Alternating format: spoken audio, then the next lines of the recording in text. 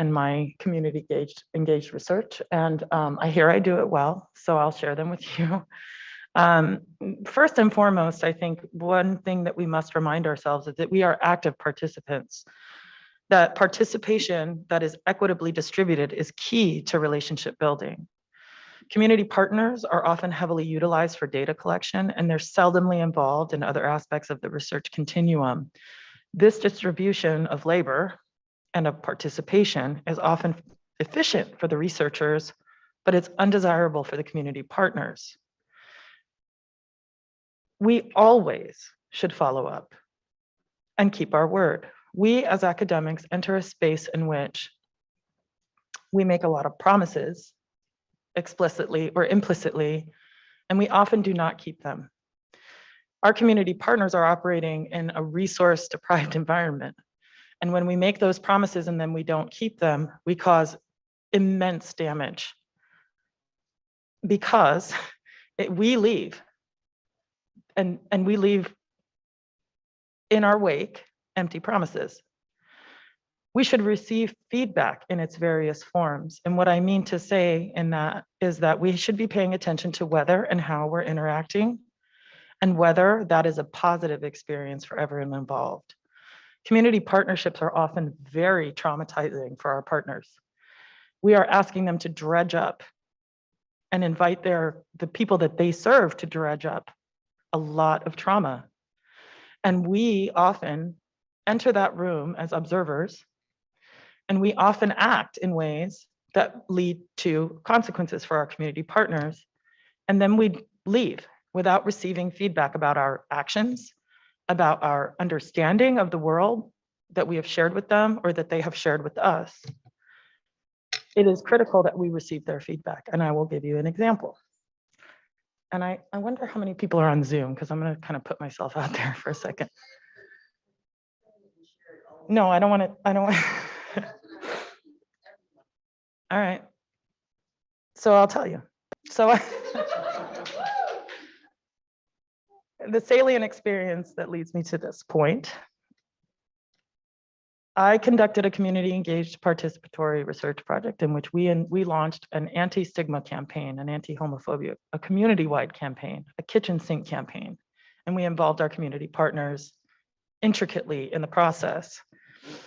And then when I wrote the research up, focus groups, dozens of them, and I wrote them up as a researcher in the third person.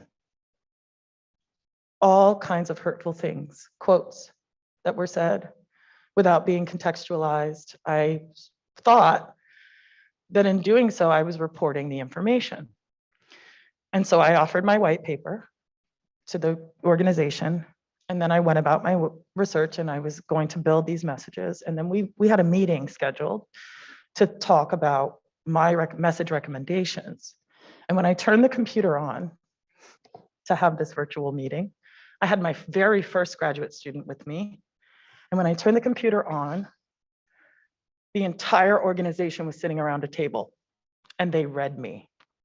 And they said to me, "How dare you report to us in the third person what people are saying about us as though you weren't even in the room. And you don't recognize the trauma that you're dredging up and reporting in the third person." And you have to hear that. You have to hear the feedback that you're receiving, because what I was doing was re-traumatizing people and thinking that I was being an observer, a third person, simply reporting the data. What I was doing was actively harming people, even as I thought I was being productive. And had I been defensive and had I not heard that critique and had I not owned my active participation and causality in that space, that relationship would have been over. I heard what they said. I asked my student to take notes because I needed to listen. And then we took the week off because we needed to internalize what was said to us, understand what the problem was, and figure out how to never, ever, ever, ever do that again. Because in many of the spaces in which we operate, we are calling ourselves allies. We are not members of the communities that we are aiming to serve.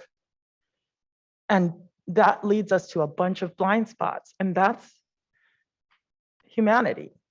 But if we don't see those blind spots, that's destruction. And so it's our job to hear when our partners are telling us that we have a blind spot. It is our responsibility to receive that feedback, internalize that feedback, and act on it. In that vein, we must take responsibility for our contribution to misunderstandings and missteps, because they are inevitable, because we are often, most often, not members of the communities that we're serving. And if you make a mistake, and you will, and that's the nature of working in a space in which you're not of. If you cannot take responsibility, then you cannot fix it, and you cannot gain trust. And so it's not about just receiving the feedback, but acknowledging that you are responsible for the harm that has been done, and that you won't do it again, and that you'll figure out how to foresee it and mitigate it in advance without having to be told twice. I will make a lot of mistakes, but I won't make the same one twice. We must note the context and respond to the context, that is historical, fiscal, cultural. The distrust that we're aiming to overcome was earned. Further, we should aim to understand the realities of the environment in which our partners operate. Resource constraints are a significant challenge to many community-based organizations, and responsiveness to this context cultivates mutually respectful relationships. My dear friend and colleague and mentor, Robin Stevens, once told me that you have a responsibility when you enter a community. You show up, you bring resources to the table. I don't show up empty-handed, ever. It might be coffee. It might be $20,000. It might be $50,000. It might be 5 years of $50,000, or it might be a cup of tea. But you do not show up empty-handed, because at the end of the day, you are resource rich, and they are not. And because of that, unless we are bringing something to the table, we are taking something from the table. Engage early and involve partners in every step of the research process, from conceptualization to dissemination. Our research questions matter. The way we ask our questions matters, and the way we go about understanding the answers to our questions matters. It's not just that you pop in because you have a question and then you involve your partner in finding the answer. That's not partnership, in my view. Partnership is when you go to a community and you say, here are my skills. Here's what I can bring. How can I complement what you bring? What are your needs? What are my needs? How can we work together so that we both leave with something more? That means this work takes a long time. That means that there are a lot of research questions that the tenure review committee could not care less about. But the communities that we're serving do. And sometimes, in order to get to the questions that are going to help us reach our goals, we have to answer questions that help them reach theirs. And that is the nature of the give and take of partnership. You don't always benefit in the short term, but the give and take in the long term is worth the effort if you can keep your job. Respect our partner's expertise and remember how that relates to your expertise, and cultivate that synergy. Recently, I was invited to participate on a panel at a conference that is well-renowned by an organization that I have been trying to be recognized by for a very long time. And I responded. I was asked to participate in a community engaged partnership panel. And I said, I would love to, but if we're going to talk about that, then perhaps I should invite my partner to join the conversation. And the chair of the panel's response was, okay, but registration is $1,200. Who's going to pay that $1,200? Who's going to fly her? Because frankly, community-based organizations are operating on a shoestring budget by definition. And so if we claim to be partnering, surely our partners have a space at the table, but then who pays for that space, right? So I think that it's critically important that we involve our research partners in every step of the process, including reporting, including authorship, including grant funding. These are the principles by which I conduct myself. I don't always meet them. As you can see, I'm here by myself today because I cannot afford to fly another person to Paris. I hope you learned something. Thank you.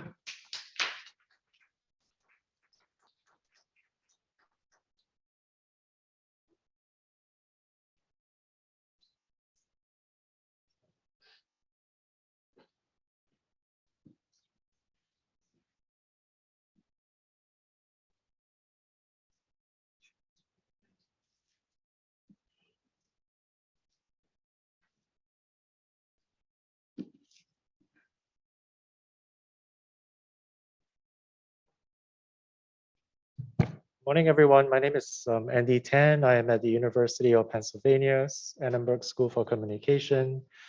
And thank you so much, Shanika, for sharing your partner principles of engaging with community members. This is really important lessons learned for all of us working in this space.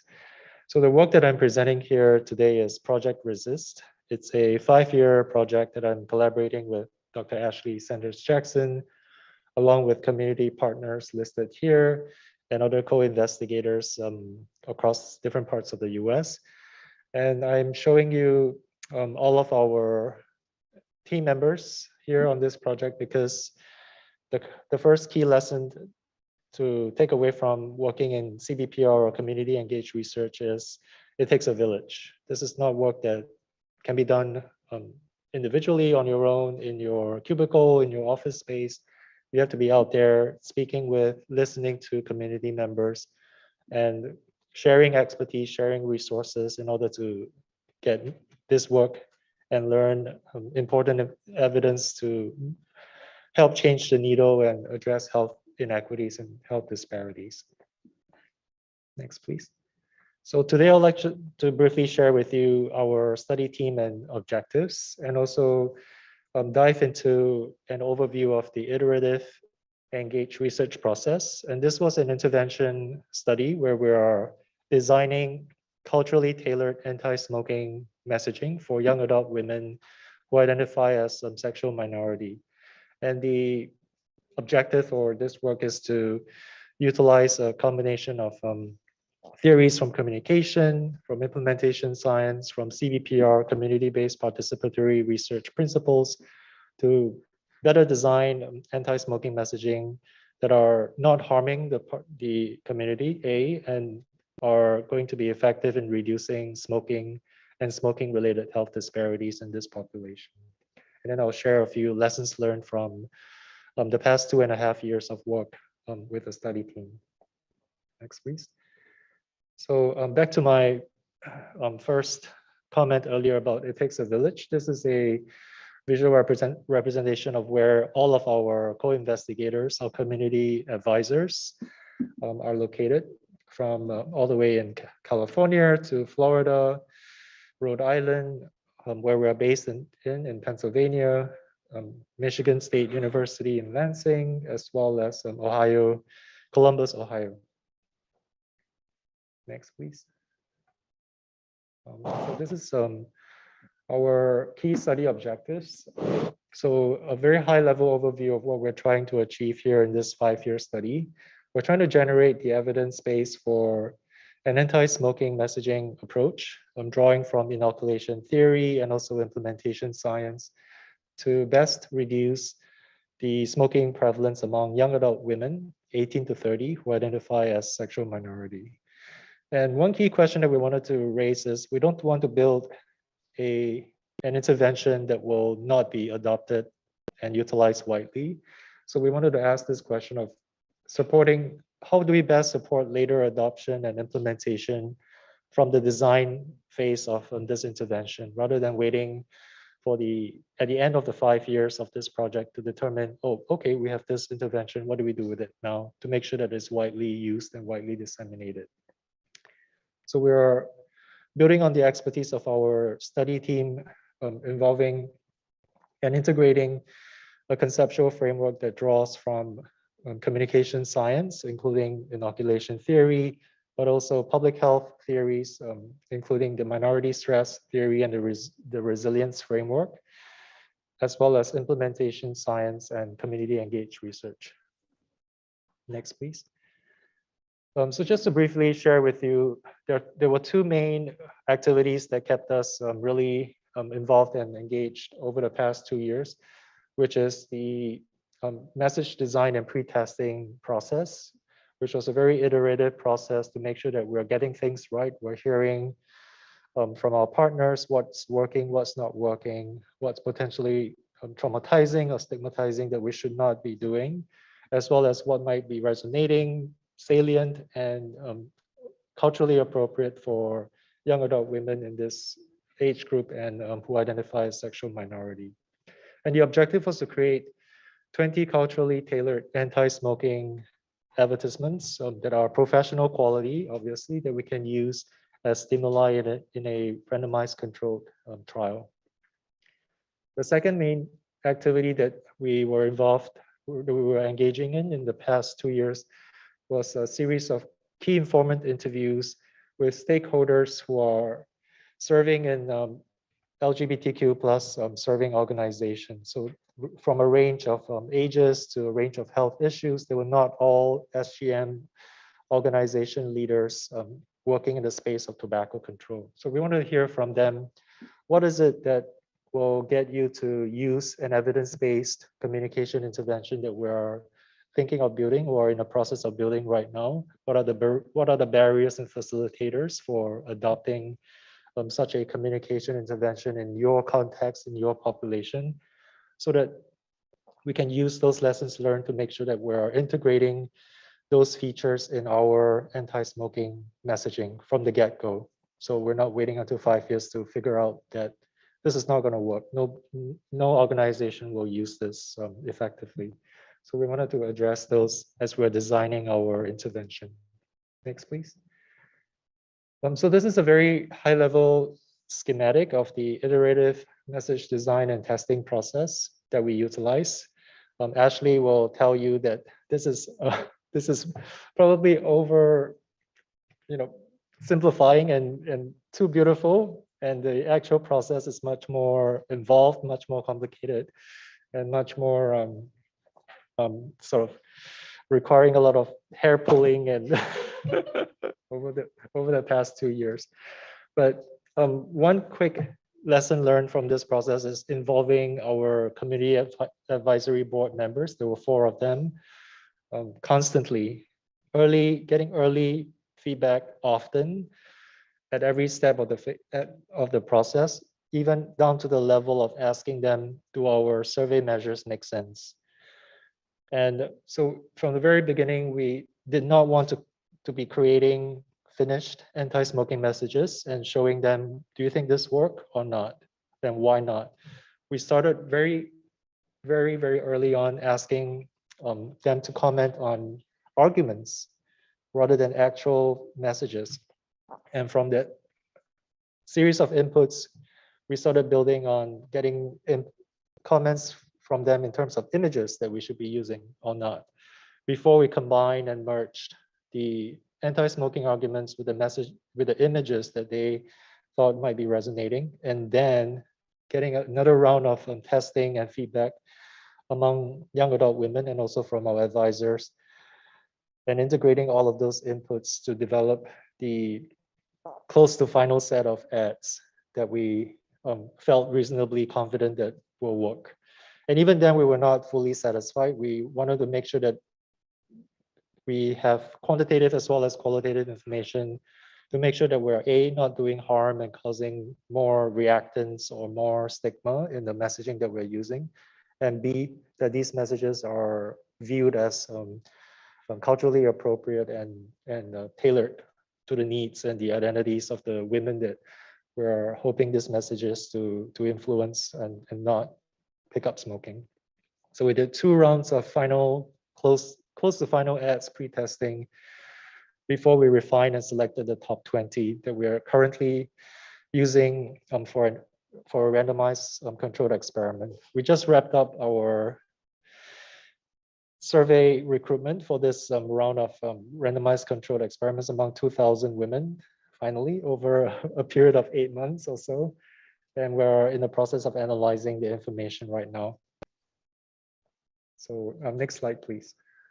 So just to give you a sense of the types of outcomes that we use to assess the quality and the effectiveness of the anti-smoking messaging that we're using, we're relying on the perceived argument strength scale, which is widely used in anti-tobacco messaging and campaigns. We're also using psychological message reactance from the reactance theory. Perceived targetedness is a concept from marketing research to assess whether the individuals who are viewing our anti-smoking messages view that these messages are intended for them. The perception of the identity of individuals as portrayed in the ads, sort of a form of manipulation check for us to make sure that people are viewing these messages as intended for LGBT women. And finally, affect or emotional reactions to the messages that they're seeing. We also collected copious amount of open-ended qualitative data that allowed us to get a better sense of the rich emotions and reactions to the anti-smoking messages that we created. Next, please. And this is an example of visual treatments that we tested early on in the message testing process, where we were trying to figure out, should we use photographs, should we use stylistic, artistic graphical representations, or should we use more sort of infographic styles of representation, which seems to resonate more with younger adults. And not surprisingly, photographs of real people resonated the best, even though the other two visual treatments ended up being fairly well accepted and favorable as well. So we ended up with the visual treatment on the left-hand side that you're seeing here. Next, please. And just some examples of the professional quality ads that we ended up using for our randomized controlled experiments. These are individuals who are volunteers from the community. They're based in Detroit, Michigan, and we hired an LGBTQ plus identifying photographer who has a lot of experience and trust in the community to approach these individuals in Detroit to get their permission for us to use their images in this manner. And as you can see, we included very subtle LGBTQ plus cues at the bottom of the messages because we heard from input from our external advisory board members, as well as from our early pre-testing phases, that young adult women did not want loud, proud and out and very, very loud, obviously LGBTQ plus messaging on anti-smoking campaign messages, because that can be very stigmatizing. It associates smoking with their identity, and they didn't like that. So we ended up using very subtle LGBTQs instead. Next. And this is one example of the quantitative message testing that we did. So we ranked ordered over 30 different arguments as well as images combinations in the form of anti-smoking messages to help us select the top 20 that will be highest ranked in terms of perceived effectiveness. So you can see here that all of the messages that we tested, they were all falling above the usual cutoff of 3 or on a scale of 1 to 5. So that gives us some confidence that our pre-testing paid off, because all of the messages that we used were decently regarded as effective on this perceived effectiveness scale. We also looked at the open-ended comments just to make sure that the messaging that are working well also resonated with this audience based on the open-ended comments. And just to show you one set of open-ended comments from this participant who said that this message was pretty uplifting and that they agree that it's important to fight back against the tobacco industry.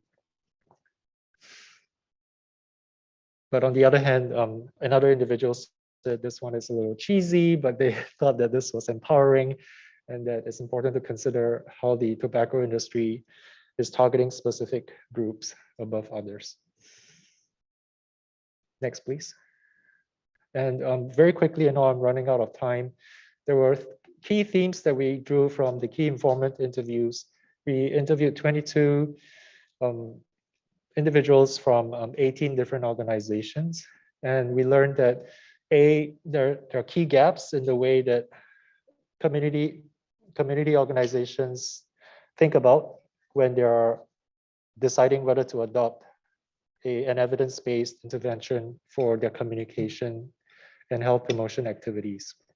They don't feel that campaigns currently sufficiently center LGBTQ plus communities when they're being designed. The CBOs or community-based organizations, they serve as gatekeepers to the communities.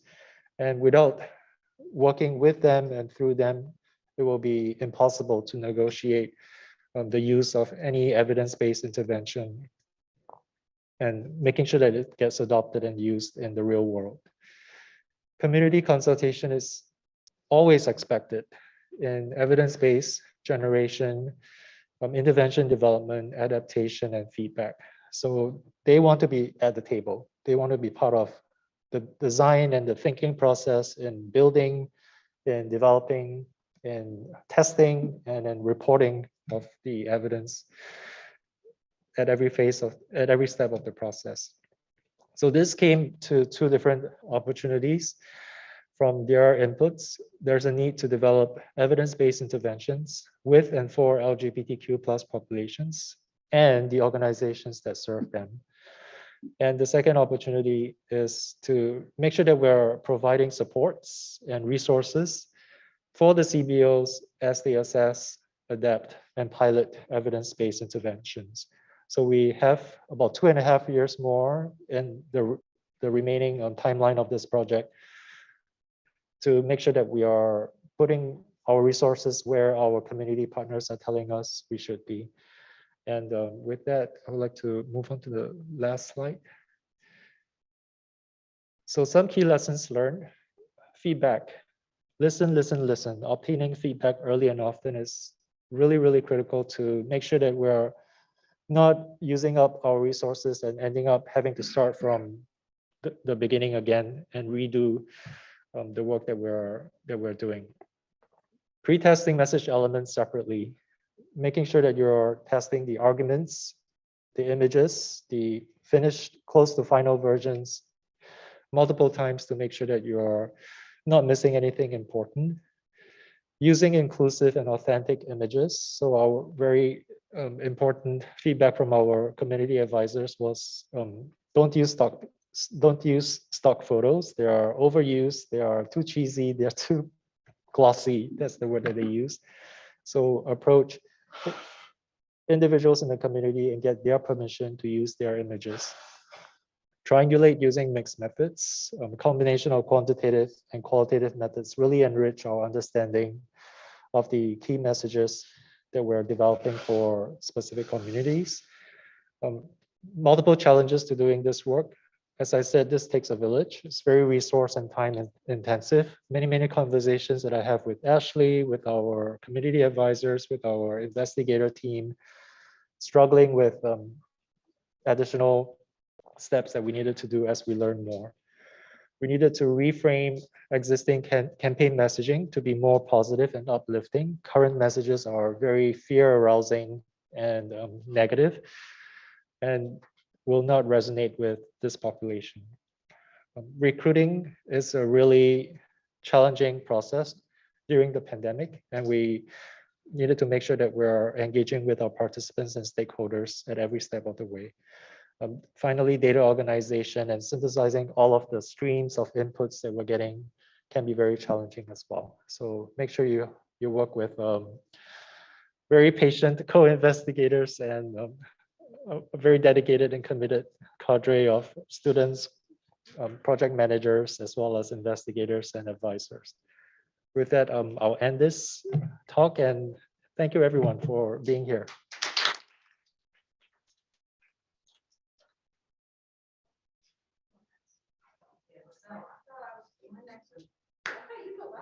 I feel like we're gonna, it's my, I'm gonna bring it all together for us. Oh, maybe like this.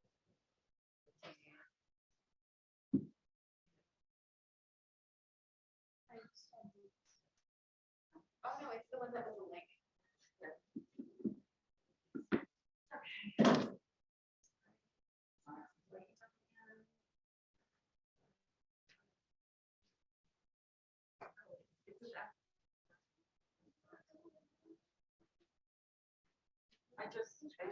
I shared it, yeah.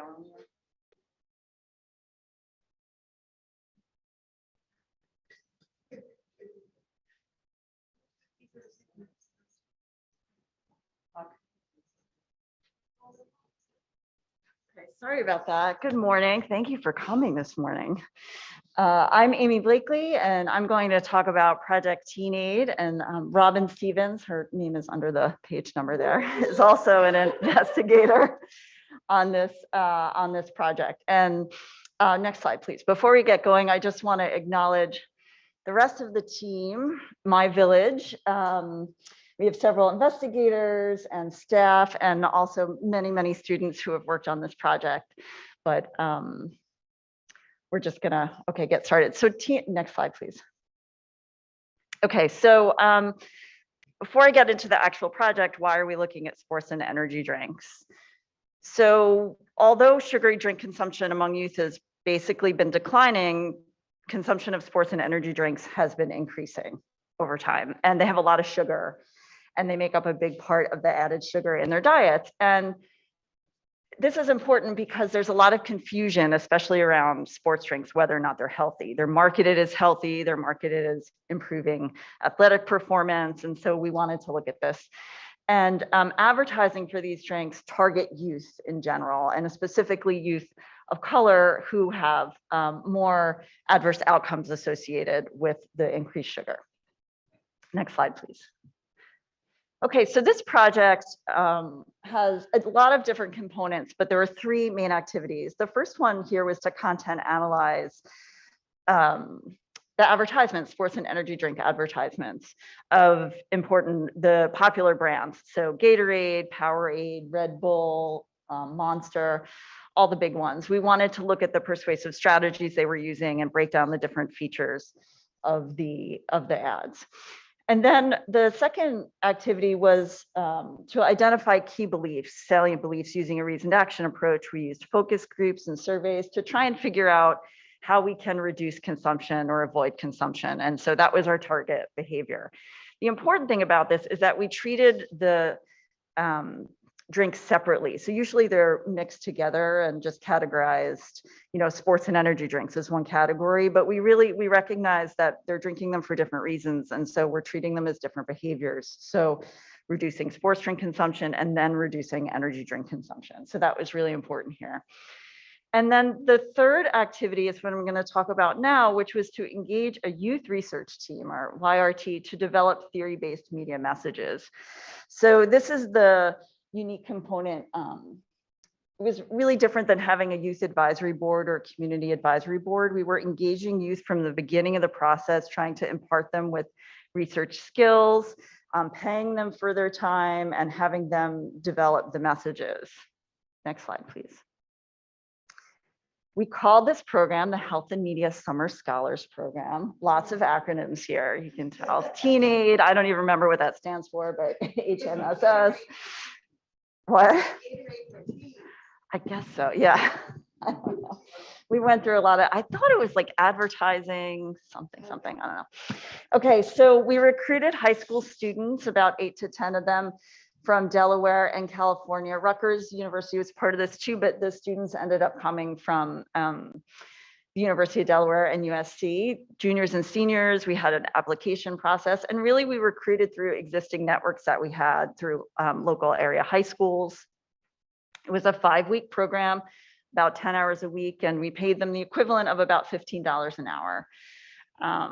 It was 2 days a week. And it was virtual, of course, and we had overlapping times so that the students on the West Coast and the students on the East Coast could meet together for part of the time, and then they would also just meet with their respective groups.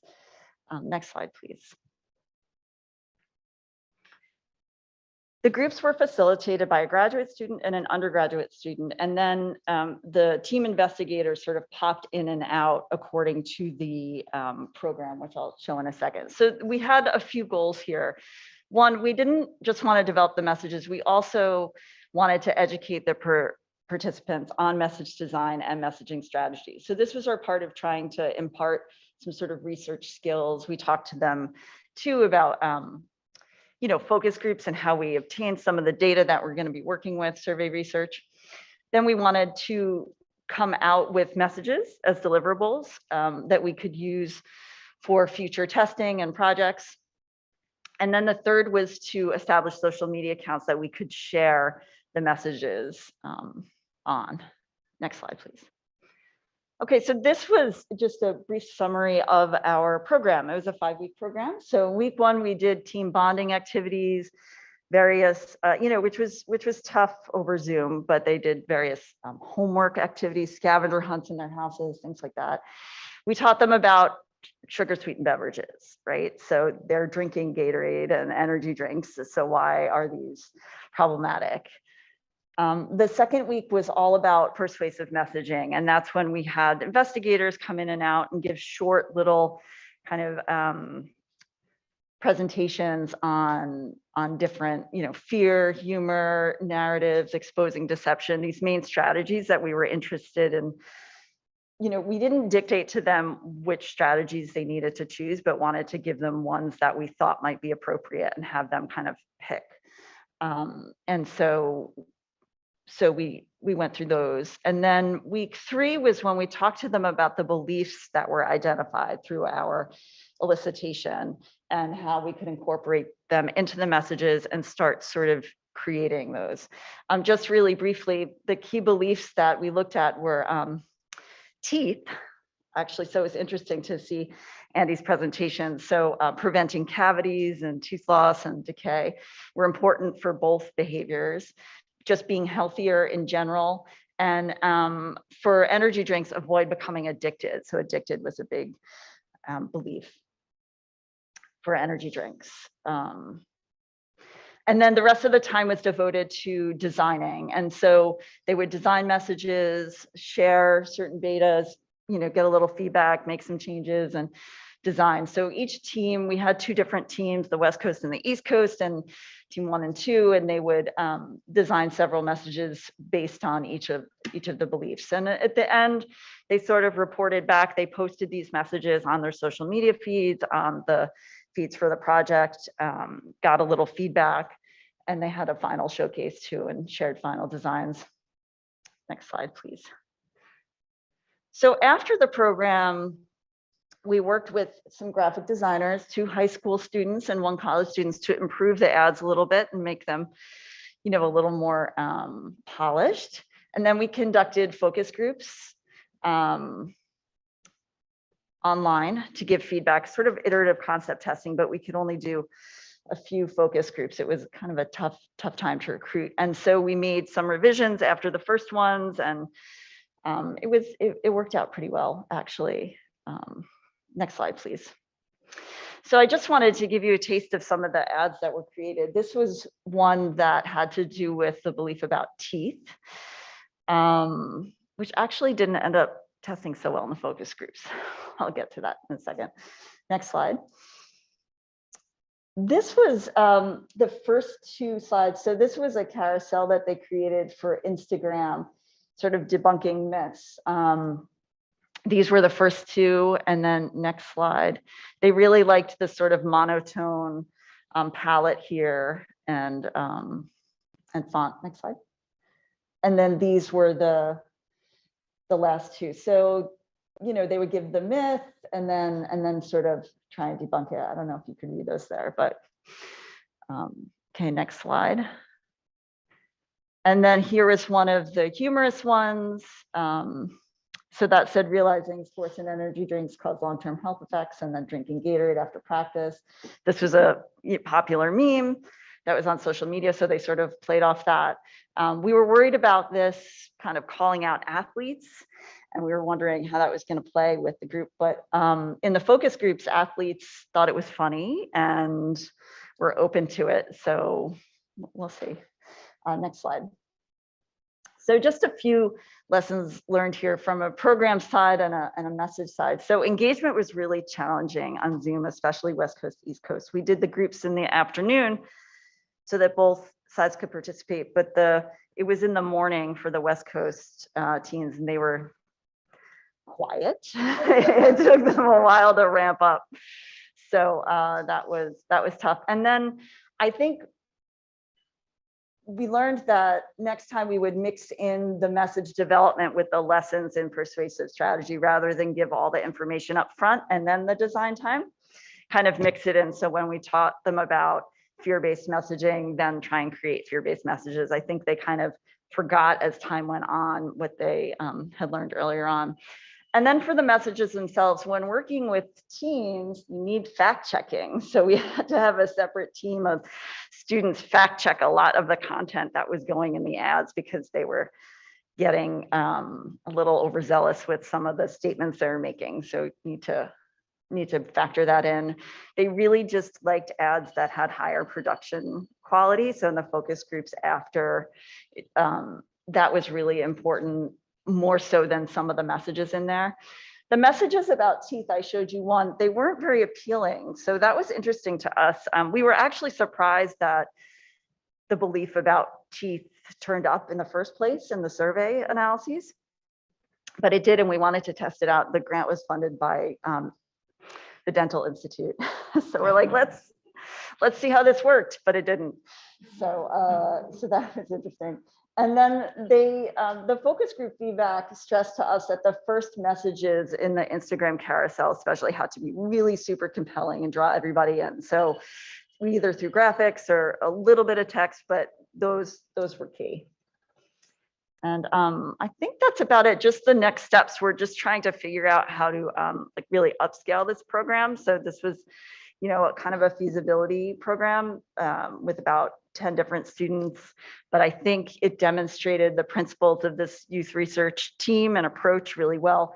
So we're trying to figure out now how to incorporate it into our next project that I think will focus more on energy drinks than sports drinks. And I think that's it. Yeah, that's it. Thank you.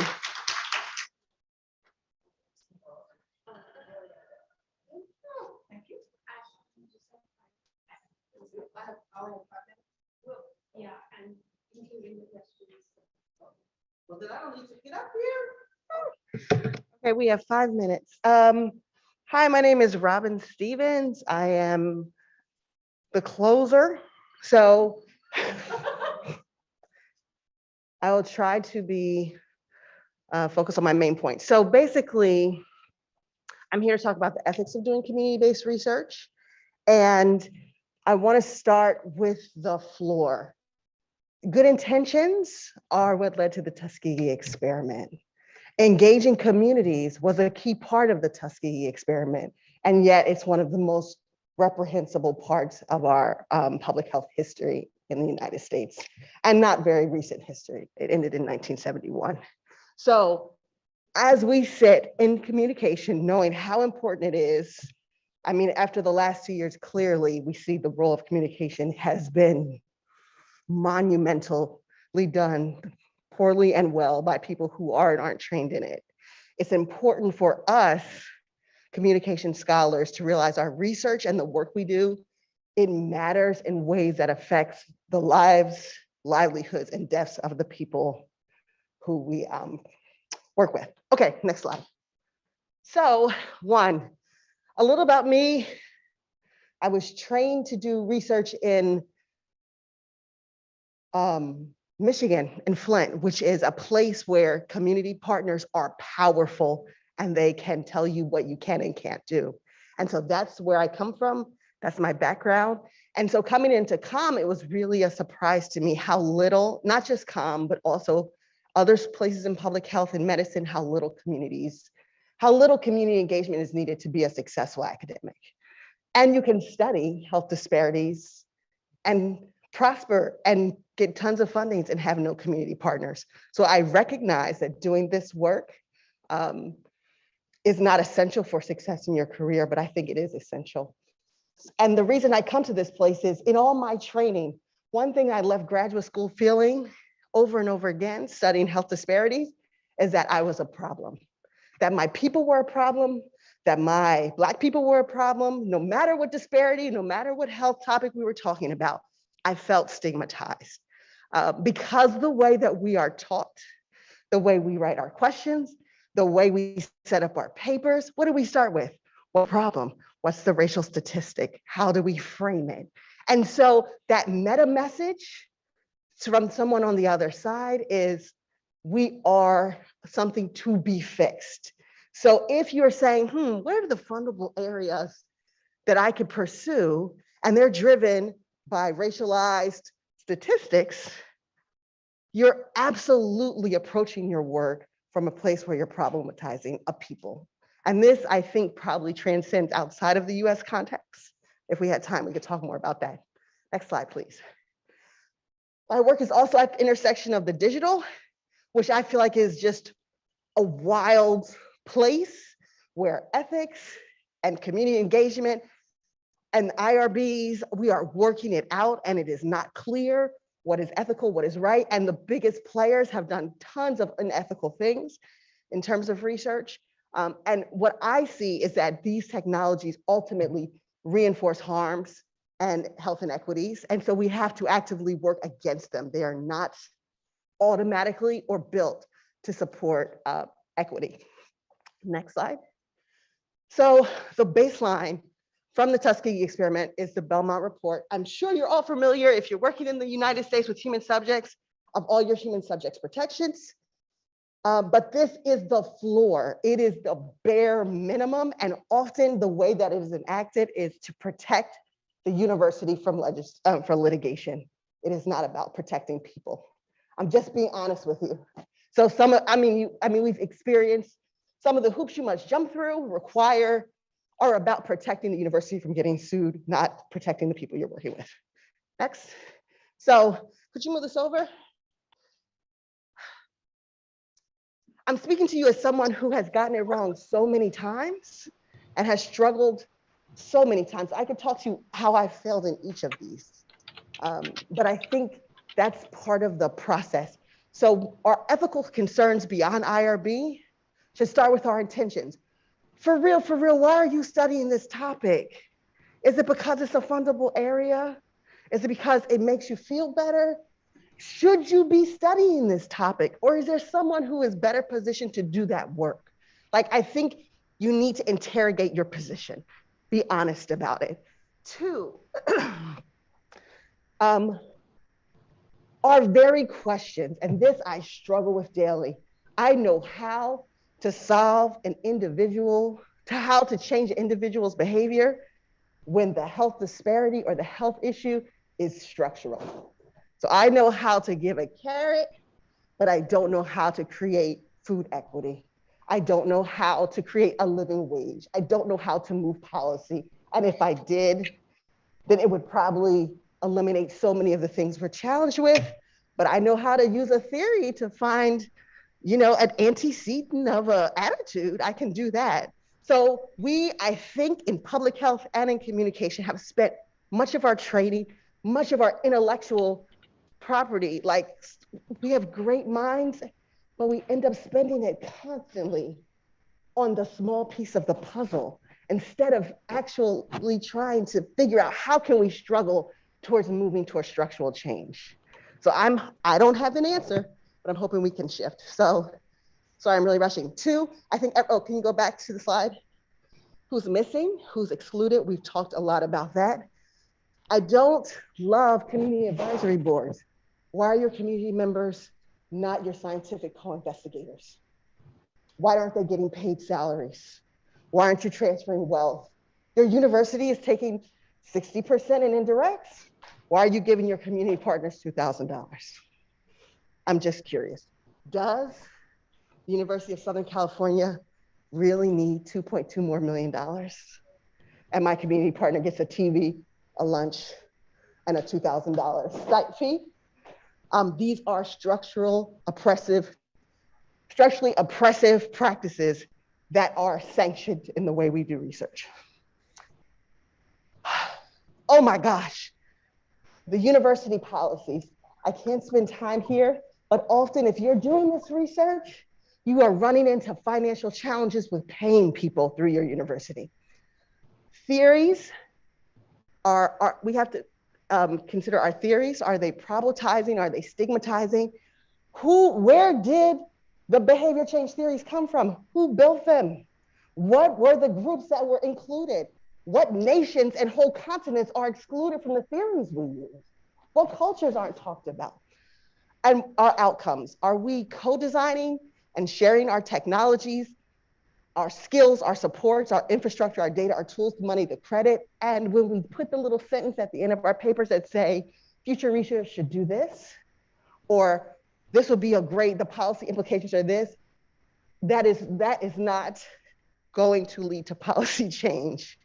So there's enough research that we know that no matter how much we publish, just publishing in our journals is not going to move the needle in policy, unless we're super, super lucky. Next slide. Sorry, y'all. Okay, can you just, okay, just 1 second, please. One more slide. I'm skipping. Okay, go back one. I know, I'm sorry. I just want to say for more reading of people who are doing digital communication research, I really highly recommend this article. It's a review. This is not me, but I think this is a great place to start for the nitty gritty. Okay, sorry I couldn't present, but it was nice to see you all.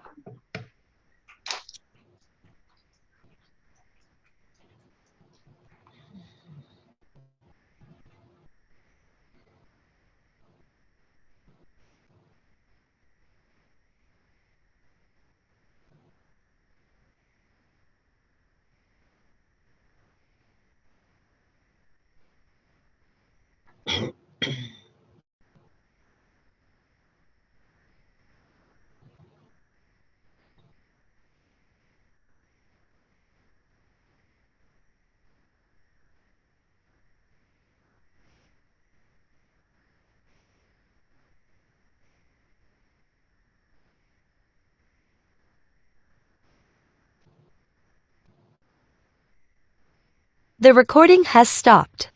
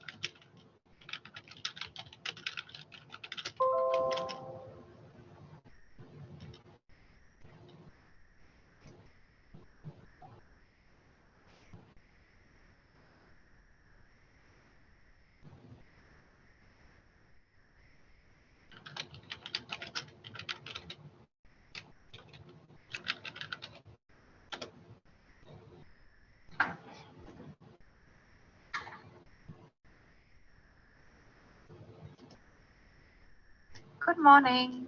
Hello there. Bonjour. Excuse me, what is it then? Bonjour. Bonjour. You aren't in France, right? No, I'm not. I'm at home Oh, okay. Yes, yeah, in me too. Maryland. Okay. Yes, I'm in Germany, and it's 3 o'clock in the morning. It's the same here. Oh no, not in Germany. We have the same time as in Paris, but you wrote that. Yes, you it have- is 3:30 in the morning now. Oh no. Okay.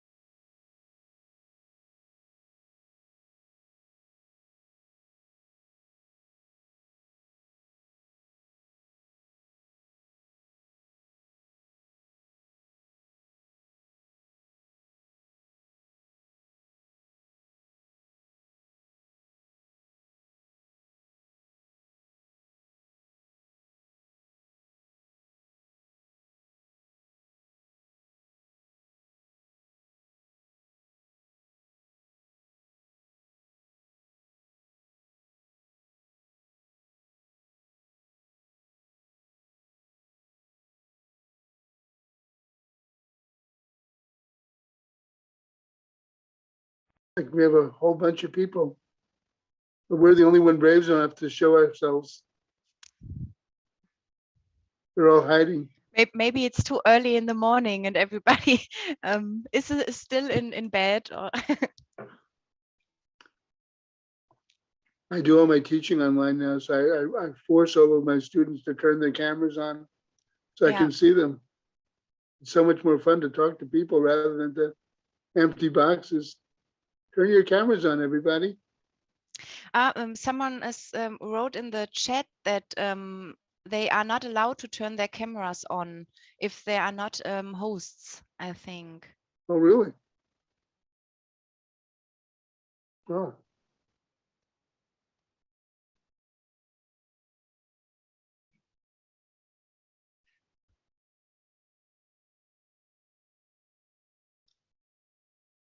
Good morning, Alessandra. They can't even turn the microphones on. Oh my goodness.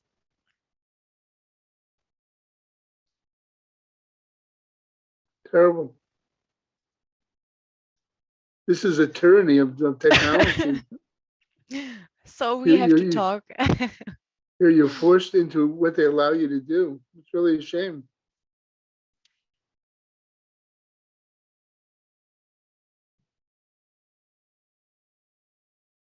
So if Prudence comes back, she can give everybody co-host access.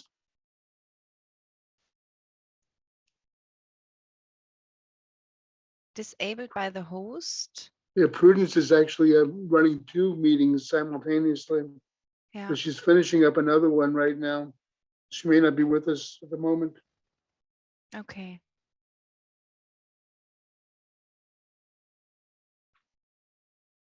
Looks like Do Kyun is connecting. He may have the host status. There he is. What a good looking guy. Hello. Good morning. Oh, Yeah.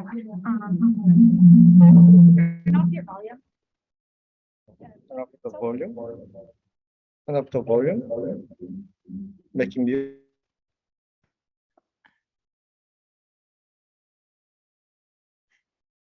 so maybe you can try to turn your camera on again because You got your mute on, Do Kyun. now it works. Alexander, I see a real person now. Welcome. Are you a musician? I see your guitar in the background. Not able to talk.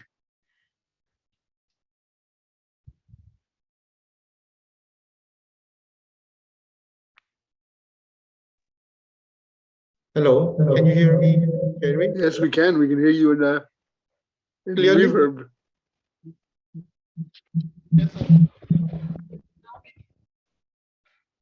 Hello, we are from the ICA Regional Hub, talking to you from Manipal, India. Hello. Welcome. Hello, hi. Yeah. Good morning. About the time that we have to start. We start at 1.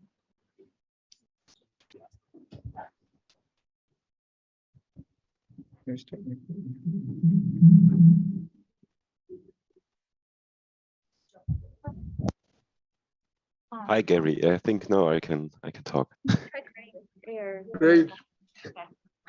Hi, Michelle. Hi, Kulima. Hi. Can you try turning your mic on? How? So where are you, Alexander? I'm still in Dortmund. I'm on parental leave right now, so Michelle is doing the talk today for our team. It's kind of I'm nice to just- have people from all over the globe. Yes. I try my best, Alexander, to do it like you would do it.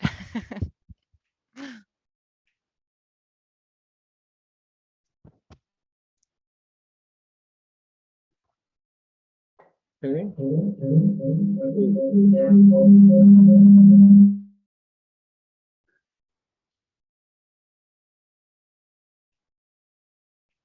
Do-Kyun, do you have more than one device open? Maybe that's why you're having a reverb.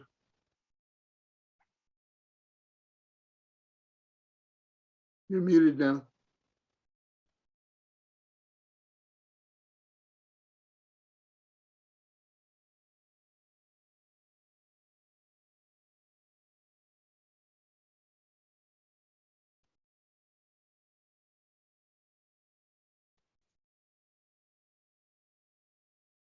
Okay, we have a microphone problem right now, so we are fixing the problem right now. Just hold on a minute.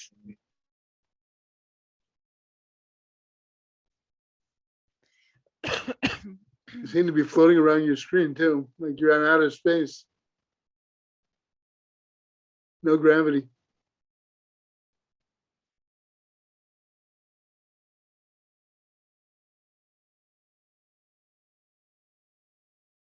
You disappeared. So he must be in the session room in Paris, right? Yes, I think so. I think we are one of the first hybrid sessions, I think, in the program.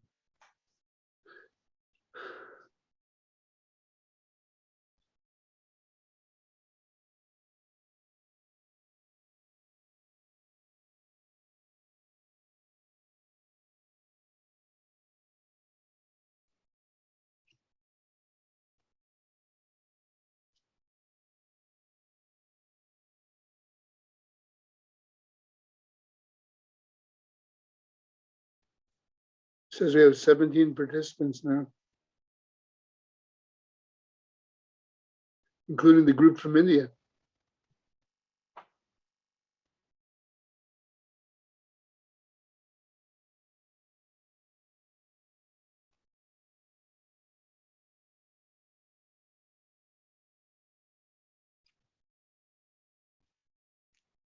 So Gary, you're still awake or up early?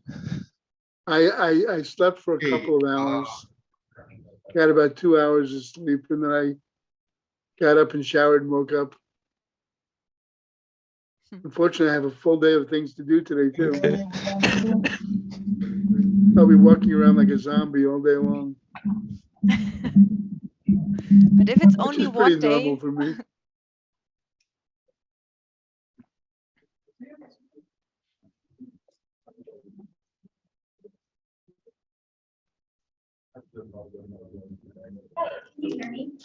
Can you hear me, online people? Yes, and you're not Yes. even reverbing. It sounds good. Great. I think we can do like this.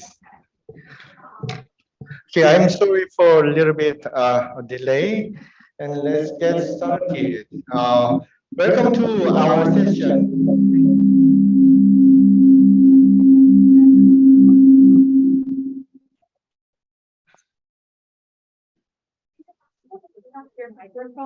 I think this is. This meeting is being recorded. Can you hear us right now? Yes. yes. Okay. Can I use this? Hello, can you hear me again? Yes. Okay, great. It works. Ooh. Yeah. Okay, let's get started again. Welcome to this session on health communication agenda in the era of living with COVID-19. This panel was organized with our common interest in important and new health agendas as the COVID-19 has prolonged for several years. In fact, it is very uncertain when we will see the end of the pandemic. And unfortunately, we have another global health threat, the monkeypox right now, right?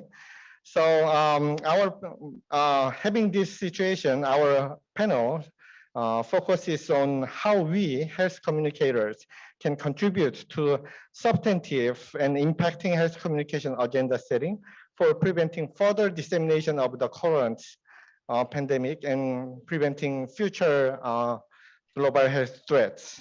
For this panel session, we have 6 presentations delivered by leading health communication scholars from all over the world. They are in this room and online too. So, and after then, we will have Dr. Gary Krebs at George Mason University will provide his commentary. So in order to save time, let's invite the first presenter first, Dr. Jim Deering. Before doing that, each presenter may have like about 8 minutes. We have like 7 presentations. So please keep that time. And if online people have any problem with the online connections, please let me know. Thanks. Dr. Deering.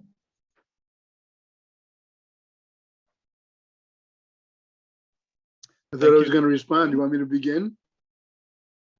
Thank you, Do-Kyun, and it's great to have a representative from the University of Louisiana at Lafayette here. I will make just a few brief comments. I do not have slides. The question for this particular panel is a atypically broad question. I'm not sure I can think of a broader question than to ask, how should a continental health communication agenda be transformed in the age of COVID-19? Lots of answers to such a question. For me, this question is specified a little bit to North America. Nevertheless, a very, very general question. So let me make a couple definitions or state a couple assumptions so that I'm more likely to be understood by you. First of all, my sense of an agenda means that this is a prioritized list of topics, and specifically that this is a prioritized list of topics that is important to 3 different types of constituencies. One is the general public for North America, again, for me. Secondly, that this is a prioritized list of issues on the media, in media coverage, both social media and mass and specialty media. And third, that an agenda also exists for policymakers, both elected officials and others who affect policy decision-making. So 3 types of agendas, and again, very broad. Secondly, as an assumption, we're assuming that one can have a single agenda for a whole continent like North America. That's a big assumption, but that is what we're assuming. I think it is possible. Certainly one could operationalize it. Whether it's valid or not, a little different question. Third, I'd say that COVID-19 as a defining health threat. There's no doubt this is a massive health threat and a terrible pandemic. But I will question this also here in my brief remarks. In America, somewhat to a lesser degree in Canada, politics, as you may know, has greatly divided these nations. The extent of political partisanship in North America, both countries, is extraordinary. Historically, perhaps there has never been this much division in these countries, and especially in the United States.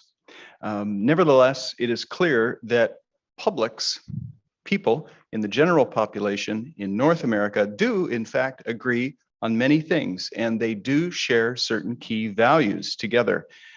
So there are ways to bring together populations. They're not necessarily divided, as is constantly portrayed in media and often portrayed by elected officials. Secondly, political partisanship dominates both media and policy agendas. We know that coverage in the media, and we know that attention drawn to policy discussions do affect public opinion. So for that reason, media and policy agendas are key in understanding and shaping public opinion in turn. I'll make 2 suggestions here, just 2. First of all, concerning COVID-19 as a key health threat. We have lost over 1 million people in North America due to COVID. So severity is not an issue. It has been terrible. But nevertheless, it is not an existential threat, not to a species, not in the way that global warming is or climate change is.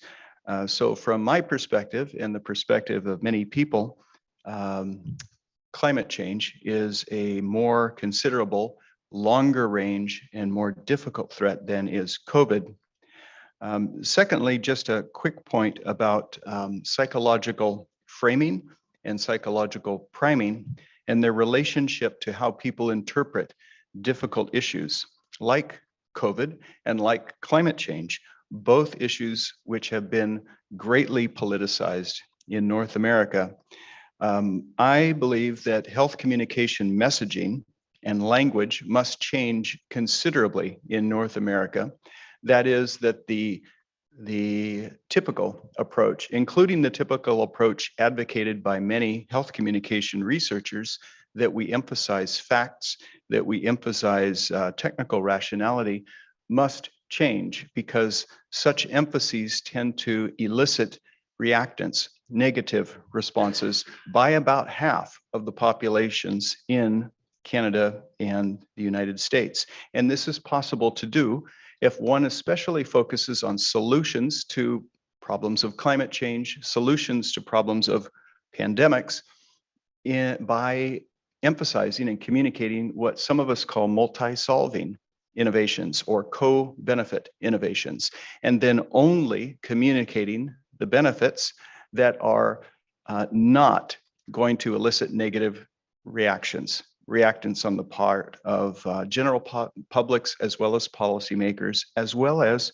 media personnel. I'll end just by saying that my perspective is that health communication researchers and teachers and practitioners need to develop and test and disseminate these co-benefit or multi-solving message strategies that emphasize those benefits that will not elicit reactance among receivers. And I'll stop at this point. Thank you, Do-Kyun.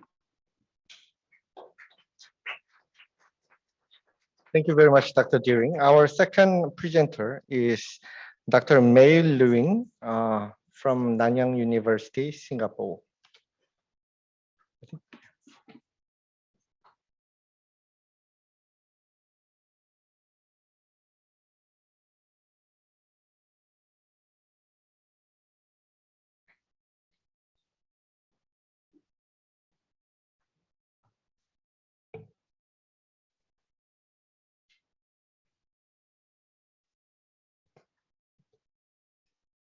Good morning or good evening, wherever you may be.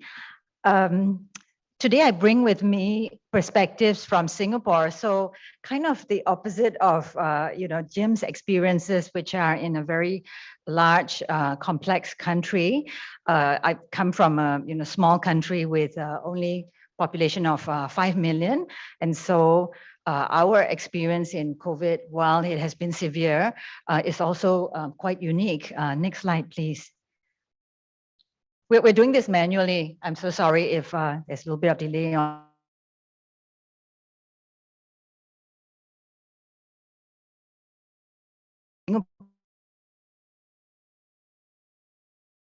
Of the population.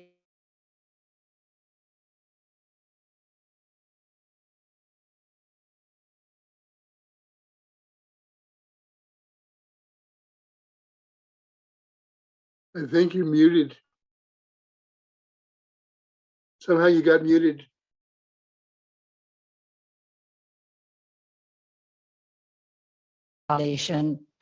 Next, please.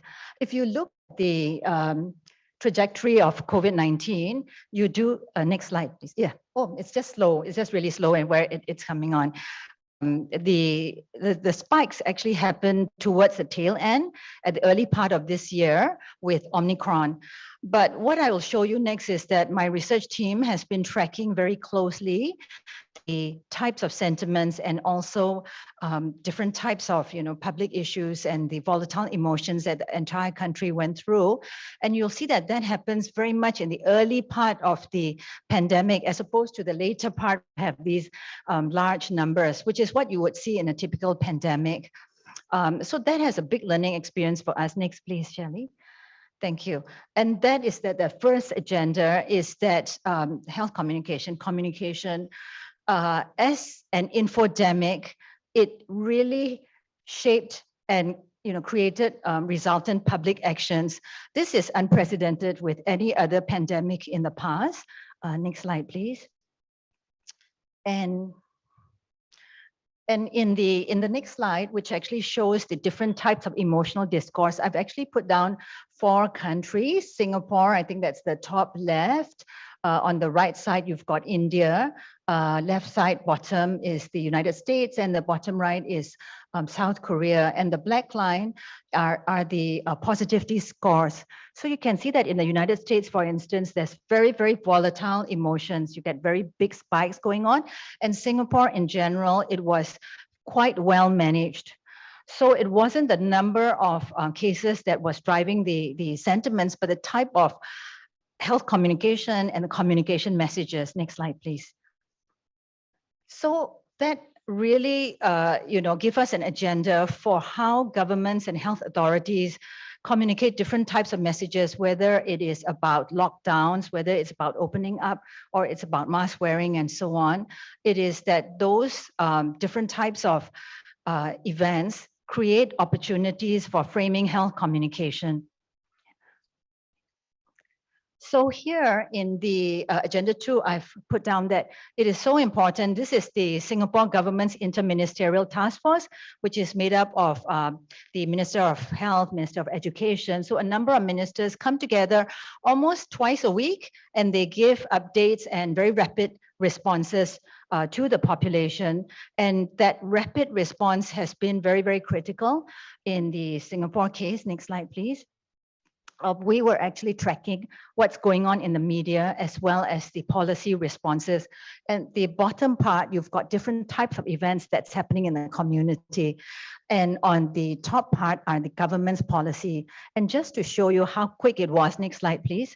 You can see that at the bottom, there was actually an incident with KTV. I'm not sure whether you know what it is. It's like karaoke lounges, and there was creating an issue. And the next slide up there, all the KTV lounges and indeed all the night outlets, were given orders to shut down early and so on. And that happened within 4 days.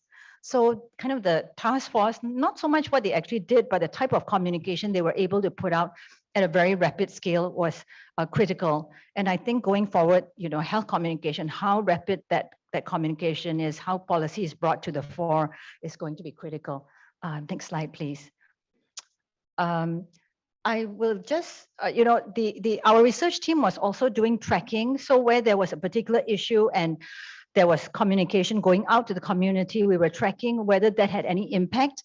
And on the left side, you see in October 21st, the feelings towards vaccine. And basically, the positivity scores, which were the blue ones, were smaller. But on the right side, after health communication was put out to the members of the public, you can see that there's the greater amounts of the blue patches, which are the positivity scores. So we could also see, how much health communication was nudging behaviors. Next, please. Just kind of moving on, this is my third and final agenda item, and that is that, population health communication became not just about talking to the main ethnic groups. In Singapore, we have 4 ethnic groups, and so we are very familiar with messaging going out to these 4 groups. Next slide, please. So for instance, you see we've got English, Tamil, Malay, and Chinese Mandarin. So all the communications to these groups, and this is actually a comic, and it's hard to get the humor and the comedy in particular situations, but they try, and that's the communication. But this time we realized that that's not enough. In fact, we have many vulnerable groups in Singapore, the domestic workers, the migrant workers. Next slide, please, for instance. And so it became important that we have messages also in Bengali, Tamil, Burmese, Indonesian, Tagalog, and so on. So those different, just looking at the mainstream groups was not enough. Every single person in every single vulnerable group was important, and the type of communication that they were receiving and how that continued to be shared on social media. So here's an example of TikTok videos that were made by migrant workers who were under lockdown for 2 months. And they had come up with garage bands and so on. And, they tried to create positive experiences for the community. It really made everyone very indeed. So, so just to sum up, next slide, please. Yeah, just Shelley, if you could just press. Yeah. So 1, 2, 3 is just a summary of the 3 agenda items. I talk about importance of rapid response, the targeting not just the mainstream population, but all the vulnerable populations. And I guess my key takeaway at this juncture of pandemic is to be, next slide, please. Yes, just to be prepared for the next pandemic, and that we just can't take it for granted anymore. And it's never too early to start preparing the health communication strategies for the next pandemic. With that, yeah, just like to thank everyone, including my funders, and thank you very much for listening.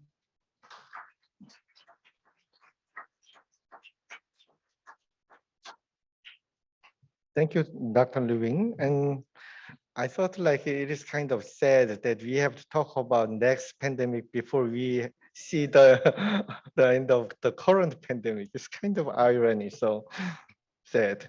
Our next presenter is Dr. Maha Abdul-Majid Atita. She will talk about the situation in Middle East.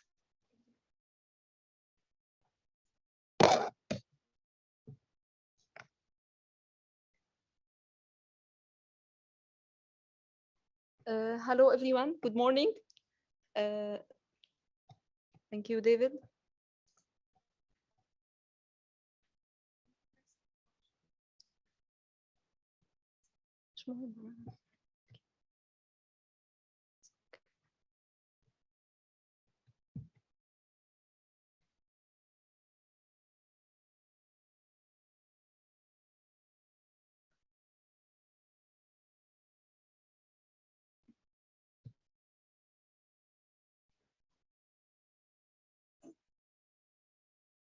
I'm not hearing anything.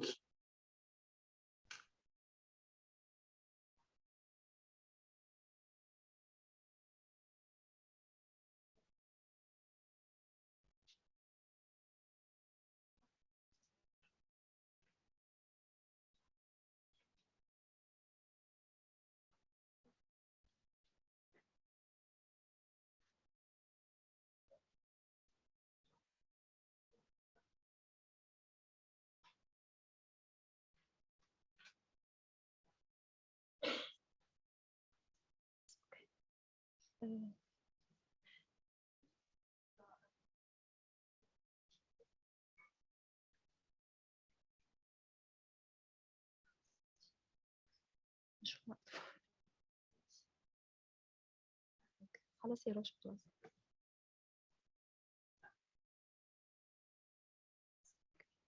اوكي.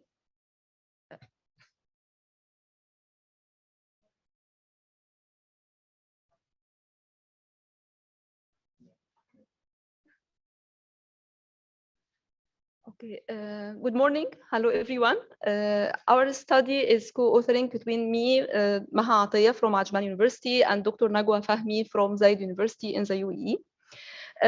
Our study is about health communication agendas and the strategies in Egypt and the UAE. Egypt and UAE represent 2 different models in the Middle East in terms of the population, the economic state, and the cultural diversity. However, they both follow the authoritarian type of media. This highlights the critical role of the health communication agendas and the strategies imposed during the pandemic. We used media framing and the situational crisis communication theory. I will not waste time in many slides, just skip these slides and go straight forward to the questions of our research. Our research answers 3 questions. What were the media agendas over the pandemic in the 2 countries? What are the lessons from their health communication strategies in terms of the use of various media channels? What would be the appropriate media agenda and dissemination strategies for the era of living with COVID-19? Next, please. Yes, this one already. Okay, next, please. This is a timeline for what was how it was going in Egypt during the pandemic in 2020. COVID-19 in Egypt, we had different messages, starting with denial, hesitated confession, confrontation, then crackdown. The first official announcement of positive tested COVID-19, it was at the middle of February 2020. At the middle of March 2020, the government started to make some strict arrangements.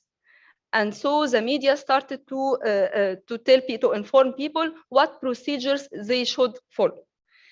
After that, there was information control. The Egyptian the Egyptian government tried to control the spread of information about the pandemic situation in Egypt. It imposes several, next please, David. It imposes several decisions to minimize the spread of false information and used its authorization grip to control any opposite messages on social media. At the same time, contradicted messages have been conveyed about COVID-19 situation in Egypt between employees in the media sectors, some activists and the official government. This was challenging to health communication during the pandemic. In the opposite side, in the UAE, there was early, unified, and strict messages. The first official announcement of a COVID-19 case, it was on 29 January 2020. Then the government announced that all suspected and confirmed cases of COVID-19 are to be treated as emergencies and that medical care for patients will be free of charge. COVID-19 media briefing announced publicly and regularly by the official representative of the Emirati Health Ministry. Serious restriction for population mobility and reassurance message from higher level officials about the availability of goods and services. Even the official quote, "never mind," which was communicated by the rural, was widely used by media campaigns to spread the reassurance message. For trust and transparency in media in the UAE, on a daily basis since the early of 2020 until now, the Emirati government announces publicly the positive tested cases in the country and the diseases that recovered and the active cases through its official portal. For our research, we conducted content analysis of a sample of 1,035 stories about COVID-19 during 2020. 996 from Egyptian media, 839 stories about COVID-19 published in the Emirati media had been analyzed.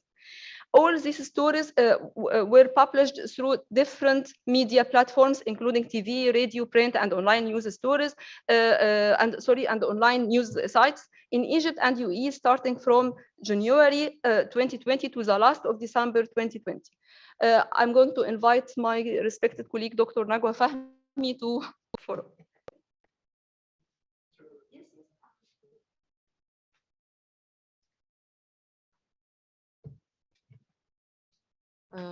Hi, everyone. I'm great to be here in this session. For the finding of our research, for the first question, it was about to what extent did the mainstream media in Egypt and UAE focused on reporting COVID-19. Our findings shows that the media coverage on COVID-19 in both countries was not high and was not presented as top story. So they didn't consider COVID-19 a top story for the media in general. For the timeline of distribution during COVID-19 during this year, 2020, we found that the second phase from May till August 2020, this is the highest news story reporting about COVID-19 in both countries, in Egypt and in UAE. Although the pandemic has a strong impact on different aspects of life, media in Egypt and in UAE focused on the health issue, whether as a first or a subtopic of interest, and they didn't report about issues like education, economy, and business, and then the impact of COVID-19 on this sector. And this was an important aspect of life that infect everyone in this country. Our finding also mentioned for the news sources that news story relied to convey the COVID-19, that Egypt used one source as a source type. The news story relied on one source or two, maximum three sources, and they all unilateral coverage, and they convey a one point of view. So the diversity was mainly absent in the news story. For UAE, it was the same, but they used multiple type of source stories. They use official and they use doctors. They use multiple type of sources for the news. News report and brief was the most type of story in reporting about COVID-19 in Egypt and UAE. Reporting on COVID-19 in the two countries obviously focused on domestic geographical frame higher than the foreign ones. Framing story about COVID-19 in Egypt and in UAE, they was mainly about positive image of elite, provide interpretation of the policy, promotion of the countries, and reporting about achievement in dealing with COVID-19, defend and support the policy that both government use. So they were almost the same in the two countries. Framing story about COVID-19 in Egypt and UAE, we found that human interest and fear frame were not the dominant frame in Egypt reporting about COVID-19. Instead, the loyalty and facilitation frame. It was about positive image of the elite, promotion of the country, progress and success achieved in dealing with the pandemic were used to serve for supporting the government policy and response to the pandemic. The interpretation of the government policy frame scored the second place in Egypt media sample, while it was the fifth on the media sample in UAE. This could be due to the need to increase trust in the policy taken by the Egyptian government, especially after the denial phase. As the Egyptian government start with the denial phase of COVID-19 will impact the Egyptian people. We align our finding with the fact that frame which dominate crisis coverage also dominate audience response to the coverage. What are the lessons that health communication strategy in terms of the use of various media channels? We found that accessibility and availability of the official source for the journalists, it's an important issue. Data journalism about that cover the health crisis supported with in-depth data beyond the statistics. We found that we need to convey people with cause and explanation frame and the service journalistic role. The official media account of the government was very important during the pandemic. Media need a clear decision and a consistent media coverage of the decision about the pandemic. We need to establish a trust and we require a transparency about data about the cases and the pandemic. And we need an ongoing engagement with the community. To conclude with this, despite that Egypt and UAE are considering Middle Eastern authoritarian regime, which control media system and news coverage is governed by self-censorship, we found that while the strategy of denying was overall unsuccessful in Egyptian case, Egyptian news coverage of COVID-19 cases in China and Italy spread a sense of fear between Egyptians. Then news tended to minimize the local impact of the pandemic and appraise the partial lockdown decision and the effort of government entity to control the pandemic. Finding also shows that news sample in Egypt praised the government response and spread health awareness. Media never criticized the lack of COVID testing. Meanwhile, news record several citizen bullying reaction for COVID-19 patient or victim. For UAE crisis management in response to COVID-19 pandemic was so far an example of rather effective decision-making, handling and making sense of the situation. After several weeks of harsh measure, UAE became one of the first 10 countries to claim that the situation was under control, as they managed to hospitalize all COVID-19 patients free of charge, and the number of deaths remained very low in UAE.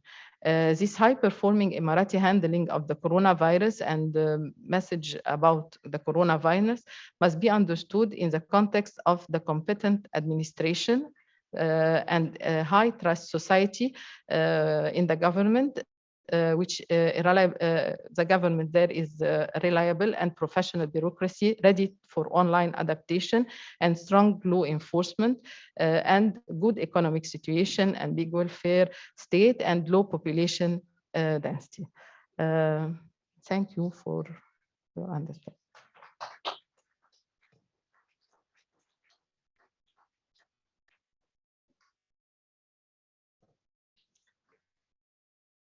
Thank you very much, Dr. Attia and Fahmi. And for all the presenters, I thank you very much for keeping your time of presentation. It's really going well. Yeah. So our next presenter is Dr. Sarah Gieber. She will deliver the message about health communication agendas in Europe.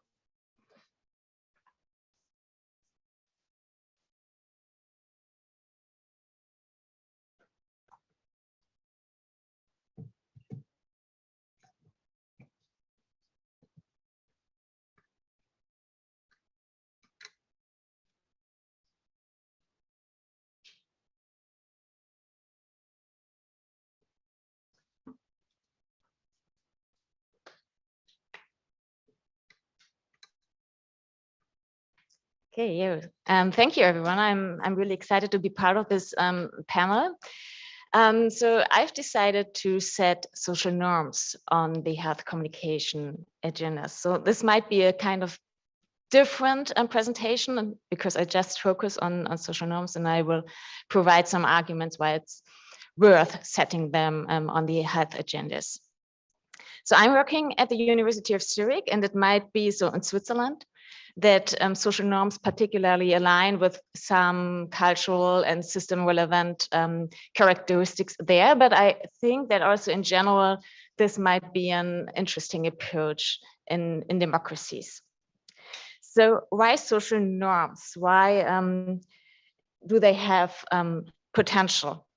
So social norms are rules of behavior shared by members of a social group or a whole society. And in contrast to laws, they socially regulate compliance with preventive measures. So and the conduct of health prevention behavior during the COVID-19 pandemic.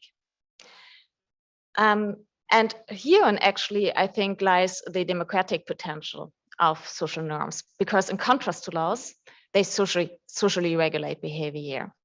And this is actually in line with some really important principles of democracies, like individual freedom or self-reliant decisions by the citizens.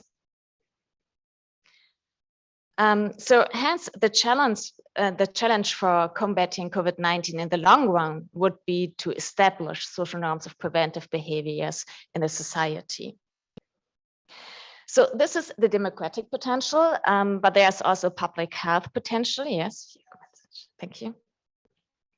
So we have seen there are so many studies that show that the effectiveness of health preventive measures actually heavily depend on widespread adoption in the population.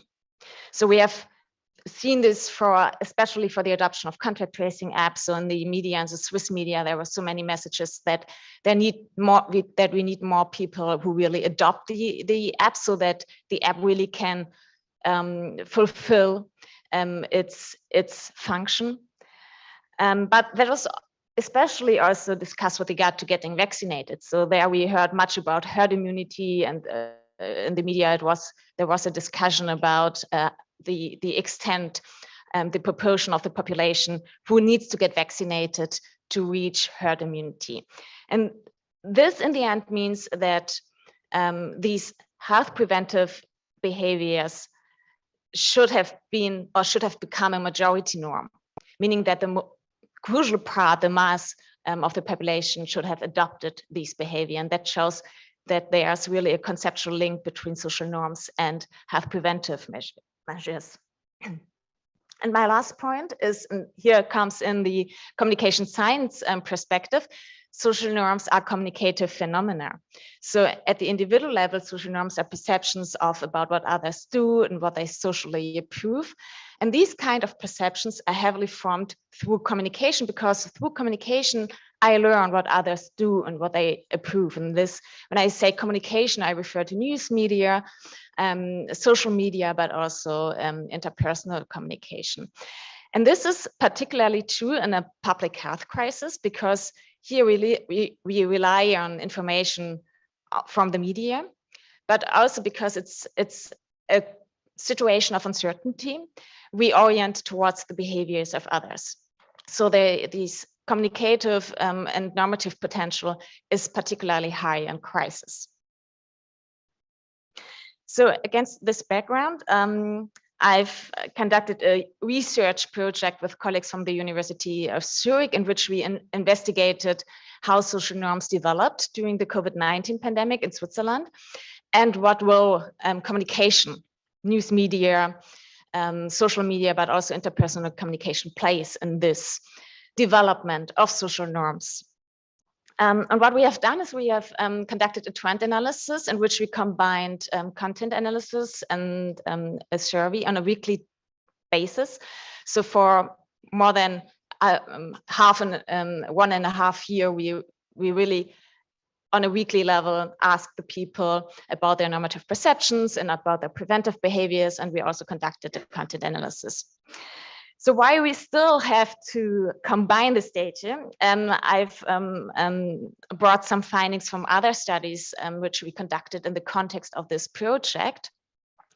And I don't want to go into detail here, but what we actually found is that social norms are an important factor of different COVID-19 preventive behaviors. So we have found this for social distancing, for the adoption of contact tracing app, and for getting vaccinated.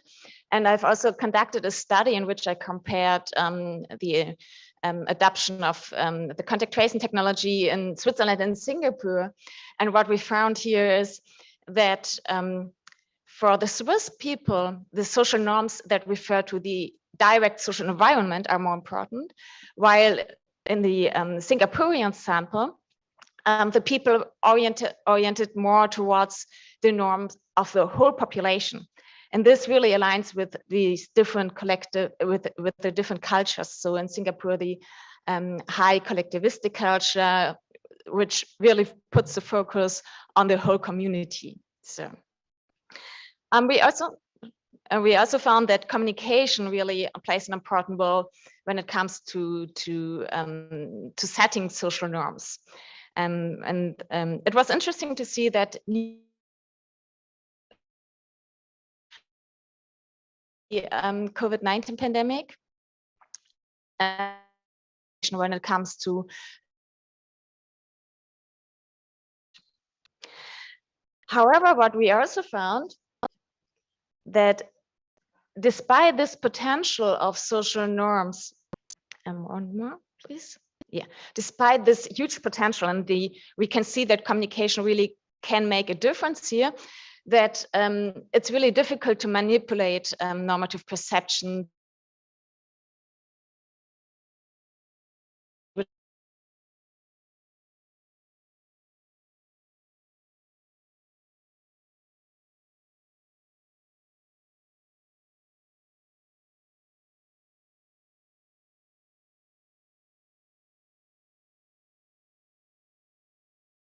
during the pandemic, there were already so many norm-based messages in the media that we found. And it might be that these normative perceptions are more stable than we thought. So I would like to end with some concluding remarks on what is important to consider if we set social norms on health communication agendas. So we have to consider the meaning of culture. I've already noted this with regard to collectivism, individualism, but also the media systems and different characteristics of media systems. And what I think what is also worth to be noted here is the side effects of social norms. So social norms really have a potential, but there might be also side effects like free riding, which we really found in Switzerland in the Swiss sample with regard to vaccination intention. So the idea is here, people think if others get vaccinated and the goal is to reach herd immunity, I don't need to get vaccinated. So and that is a side effect of social norms that must be considered. So I thank you for your attention. I'm really looking forward to the discussion afterwards. Thank you.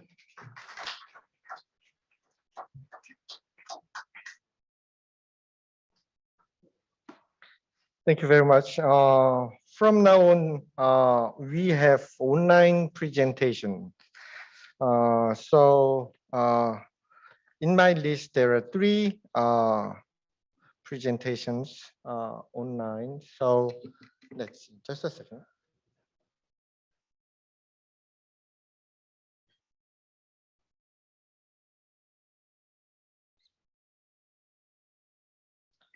Okay.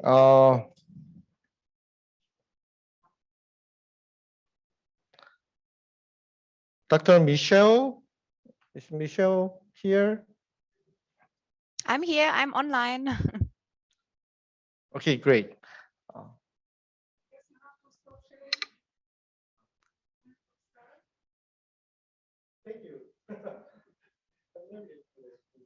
So shall I share my screen, my slides?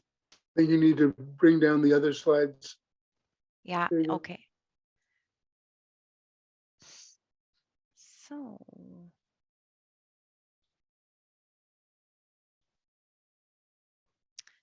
I hope you can see it. Yes, we can see. You can. You may begin your presentation. Okay, thank you very much. Yes, hello and welcome to our presentation. My name is Michelle Möhring, and together with my colleagues Alexander Röhm, Cosi Manellen, and Matthias Haster, we like to discuss with you our findings regarding living with COVID-19 health communication agendas in Germany and Europe.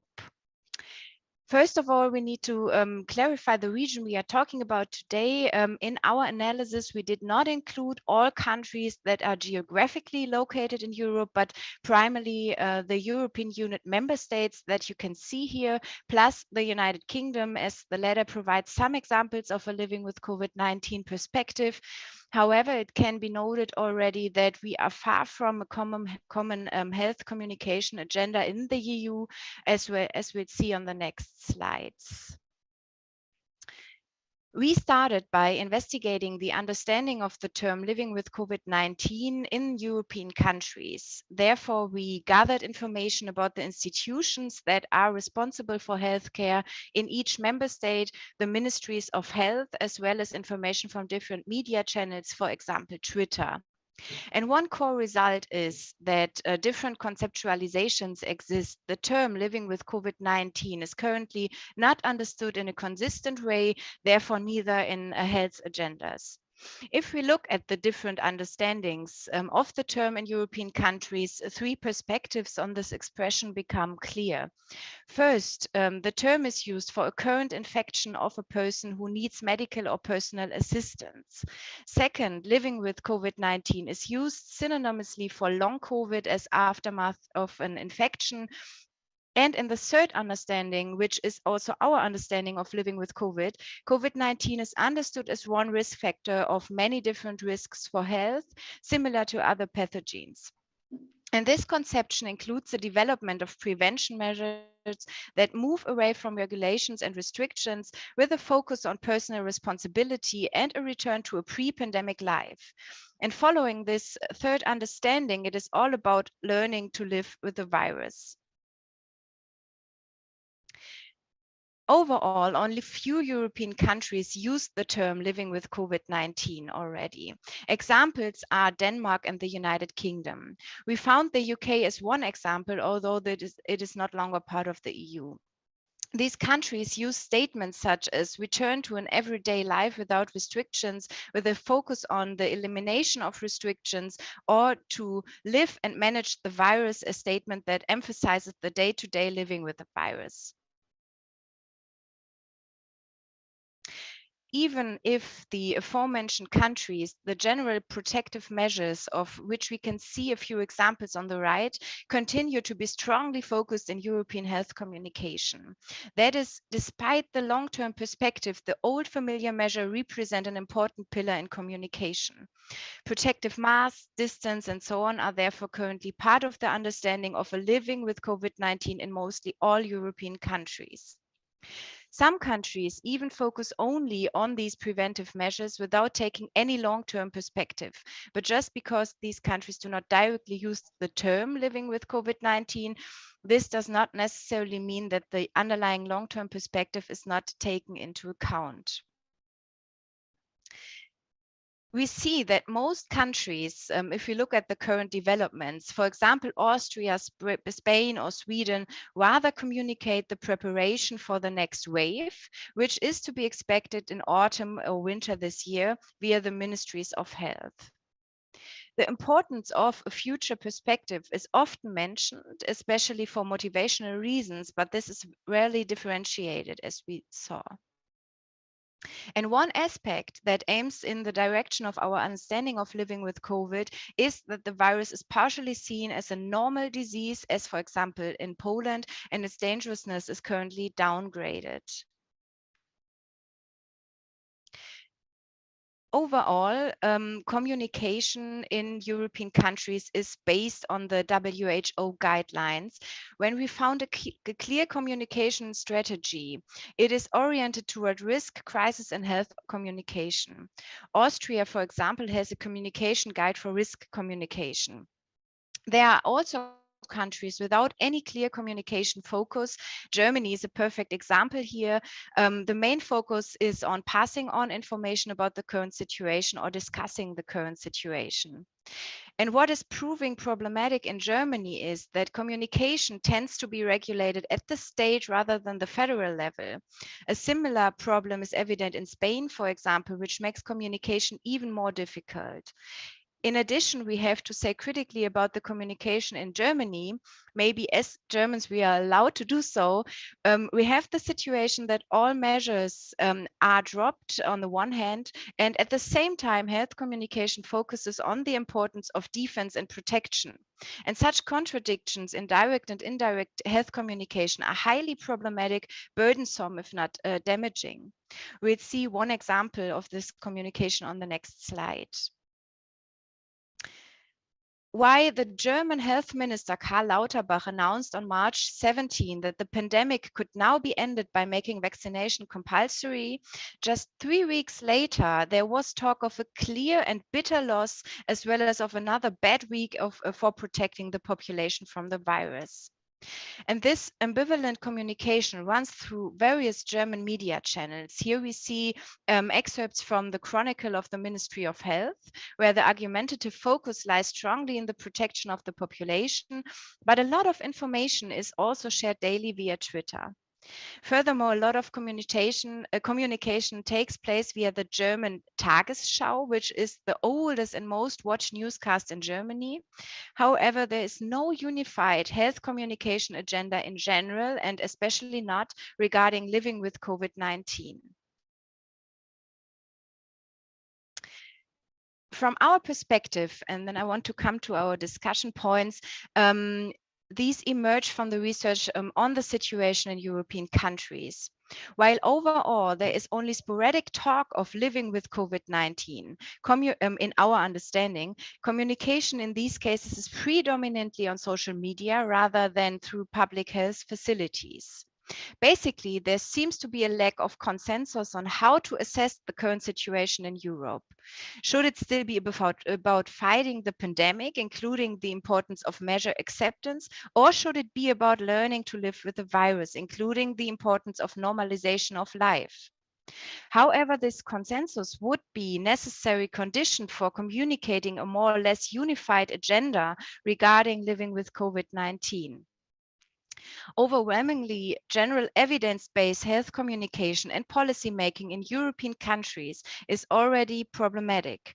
This is lacking in Europe, in the EU, but also at the national level. And from our point of view, we need a consensus on content, communication strategies, as well as responsible organizations and institutions at a European and a national level. However, finding a consensus requires an agreement process, which is already sometimes difficult at the national level, as we can see particularly well in Germany. With this, I would like to thank you very much for your attention, and we look forward to your comments and questions. Thank you very much. Our next presenter is a team from Africa. Do we have a team from Africa, Dr. David? Dr. David Akawa Mafijiri? Do we have the team?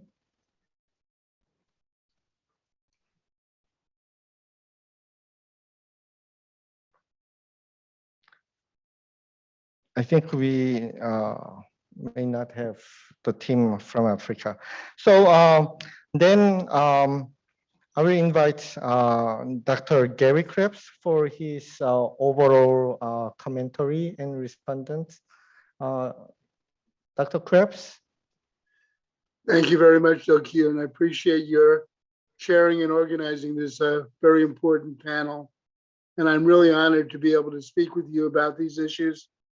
I very much enjoyed hearing the presentations of the other presenters, and it's really great to see representation from so many different parts of the globe. And so one of the things that I want to talk about is the global implications of the pandemic. And though the pandemic has been very difficult and we've had lots of errors and mistakes and continue to have problems, I think we've all learned a tremendous amount about the importance of communication and dealing with serious, wide-scale and evolving health threats, how important it is to share relevant information, how important it is to track what's going on, the importance of adapting to different audiences and trying to encourage new social norms for responding. But it also teaches us a lot about how we need to work together and how we need to build prevention measures, how we need to develop surveillance measures, how we need to develop new policies and programs, both within countries and across countries. And so the important issues that I want to address are how do we try to promote, how can we promote the cooperation needed across our nations to address these kinds of threats? And as my friend Jim Deering mentioned, this is not just about this pandemic, it's about a variety of different health threats like climate change. This is not a problem that can be dealt with by one country alone, but it's an issue that needs to be addressed collectively. And so we need to figure out, how do we get on the same page? How do we build enough trust to share relevant information? And how can we build mechanisms for interacting with each other on a regular basis to update and adapt and adjust? One of the things that came out in this presentation is that there are some really unique differences. I really enjoyed my friend May's presentation, comparing Singapore with other countries in terms of the way the public responded to information about the pandemic. And that issue of emotional tone, I think, is a very important one. that we need to recognize that there are different, expectations, different cultural norms, different social norms, different responses that are likely to happen with different cultures. One of the major ones that I think is really important to think about is whether we're dealing with a collectivist culture or an individualistic culture, and the kinds of governments that exist. Is it an authoritarian government? Is it a democratic government? Because this has a lot to do with the ways that the public will respond. In many ways, it appears that in times of pandemic or emergency, that a more authoritarian government has an advantage in terms of a quick, organized response, because everybody needs to follow the goal of the autocratic leader. But in more democratic countries, like in the U.S. and many of the European countries that are described, where there's a more democratic discussion, there's opportunities for people to not cooperate with each other, to have different perspectives. And there may be a variety of different voices. So it's an increasingly complicated problem. And in the US, that's been a tremendous problem because the pandemic had become highly politicized. The same thing is true with climate change. It's become a very politicized event with the variety of different people providing their unique perspectives on what was going on and what has to be done or what shouldn't be done. And it led to even greater confusion. So one of the things we know about health risks and emergencies is that they're extremely complicated. We don't know what's going on, especially if it's a brand new problem like the COVID pandemic was. We really didn't know what was going on. We didn't see this disease before. We didn't know how it spread. We didn't know how to respond to it. We didn't know how to treat it. We didn't know how long it would last. So there's a lot of guessing going on. And as the pandemic evolved and as it continues to evolve, we're learning more and more about what's going on. And so there's a tremendous need to update the public with information. And that's why it was very interesting to see the presentation by Maha and Nagwa from the Middle East about media coverage, because the media play a powerful role here. They're the ones that inform the public, especially the news media. And we need to be very clear, very transparent, and we need to communicate in ways that can reach the different publics, especially those who are at greatest risk. We need to figure out ways to share information and update information and present it in the most powerful way, not only to provide understanding, but also to motivate people to respond. And now we need to start thinking about global media. How do we communicate to people across many different parts of the world? And so social media has evolved. We're in a digital world now. The world is totally connected in ways that it's never been before. As we see now, right now with this panel, we're communicating across different parts of the world. We're sharing information through a digital platform. So these digital platforms provide tremendous opportunities for connecting with each other, but they need to be utilized effectively. And they need to be coordinated, they need to be shared, and we need to build cooperation and trust among the different participants.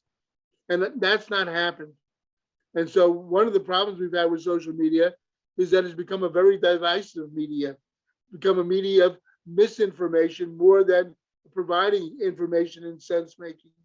And so we need to figure out ways that we can share information meaningfully and promote the best sources of information. Social media tends to be a very democratic, open system. Anybody can communicate, but not everybody knows what's going on. You need to figure out what are the best sources of information? What's the most credible information? How do we can provide that information in meaningful ways across different cultures, across different languages? How do we visualize that information? And how do we contextualize it so that it fits within people's world frames? How do we provide them with narrative information that they can identify with, that they can personalize, that they can think about how they can use that information? And how do we build the kind of self-efficacy that people need to engage in those behaviors? We found this to be especially difficult during the pandemic because it's not a one-time, quick in and out situation. It's an ongoing, evolving problem. And so people get tired of dealing with the same kinds of issues. They get tired of wearing masks. They get tired of social distancing. So we need to figure out ways to reinvigorate that information. It's been interesting because I've been speaking with many of the panelists before the session about their experience with COVID now. And in some parts of the world, there's the feeling that COVID is over, that it's not being discussed anymore. And that's happened in the US too, despite the fact that the numbers are not showing that we're seeing continually increasing levels of infection and also hospitalization, even though the death rates have gone down. So we need to recognize that this is a serious problem that needs to be evaluated over time. And we need to try to make sure that everybody is aware of that information. And that's why convening bodies like the World Health Organization and other organizations are tremendously important, like in Europe, the European Union, as a way of sharing information across countries. We don't have a lot of history of global coordination and cooperation, and it's not been tremendously effective. But one of the things that I hope that we're learning from the COVID experience is how important that cooperation is. We need to start thinking about communication on a global level, global and local. And we need to build cooperation across the different units. And so that's what I'm hoping that we're learning from this panel today, how complex this is, how important information is, how adaptive the situation needs to be, and how we need to build ongoing mechanisms and policies and programs. For example, like surveillance programs. We need information about what's going on, because we found that when COVID raises in one country, it's likely to come to another country. We need to figure out how it's moving and how it's changing. And we also need to learn from each other, because there's been very differential effectiveness in terms of the response to COVID. What have people learned about preventing the spread of COVID? What have people learned about dealing with the kinds of health problems that people have been facing? What have we learned about new forms of prevention, like vaccines? What have we learned about different kinds of treatments that are available? What have we learned about dealing with issues like long COVID over time? What are we learning about the new variants to the virus that are developing and evolving over time? This is information that needs to be shared. And we need to convene bodies to evaluate the best strategies and to share information. We need to be able to share resources. We need to share equipment. We need to share medications. We need to share vaccines. And so communication is critical for promoting that level of cooperation. And I'm hoping that from this experience we've had, even though it's been a bruising one, and it continues to be a bruising experience, I'm hoping that we've learned that from this pandemic, how we can plan for the future, how we can build the kinds of coordinating mechanisms for effective communication and cooperation that will be needed to deal with this problem and many others over time, including climate change. So I want to leave you with these thoughts right now. Think about ways that you can share information locally, nationally, and globally to promote effective adaptation to major health threats like the pandemic. Think about what you've learned. Think about how the world has been changing based on this experience and what's going to be most effective. I'm really glad that we've gone through this together, because I'm hopeful this will lead to a much more coordinated and cooperative world where we're going to be working together to address common problems. Thank you very much. Thank you very much for sharing your thoughts and comments, Dr. Krebs. And now we have about 2 minutes, 3 minutes. It's good time that we share our thoughts. And if you have any questions for presenters, or if you have any comments about the role of health communication or health communication agenda at the global level, please share your thoughts and questions and everything. Do you have any? Yes.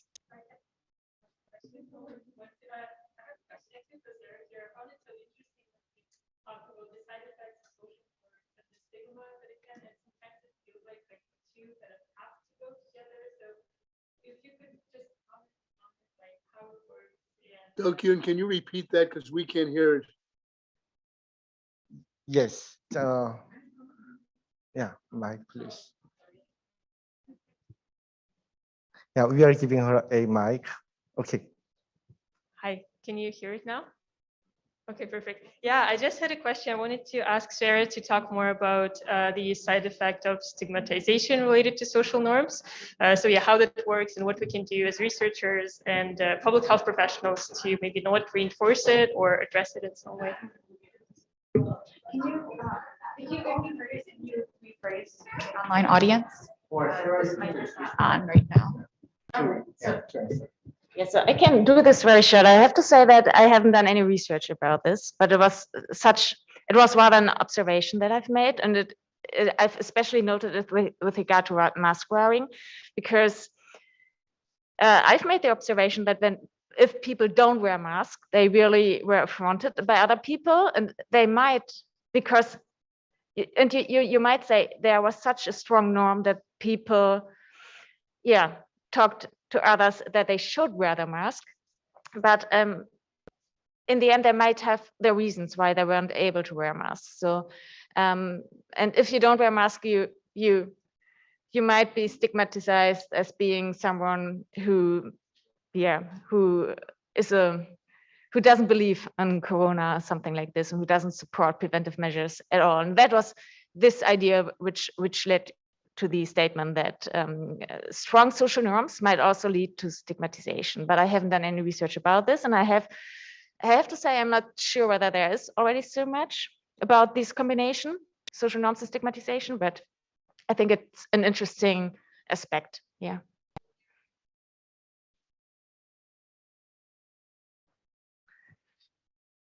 Yes, we may have one more question. Yeah, I'd like to follow up on that because I was also very curious about hearing you talk about the potential negative consequences of communicating about social norms. And then I think the first speaker mentioned that we should develop health communication that is not causing any reactants. So I was just wondering maybe if I think Dr. Deering has any ideas on how we could effectively communicate about social norms without causing any reactants or other negative side effects.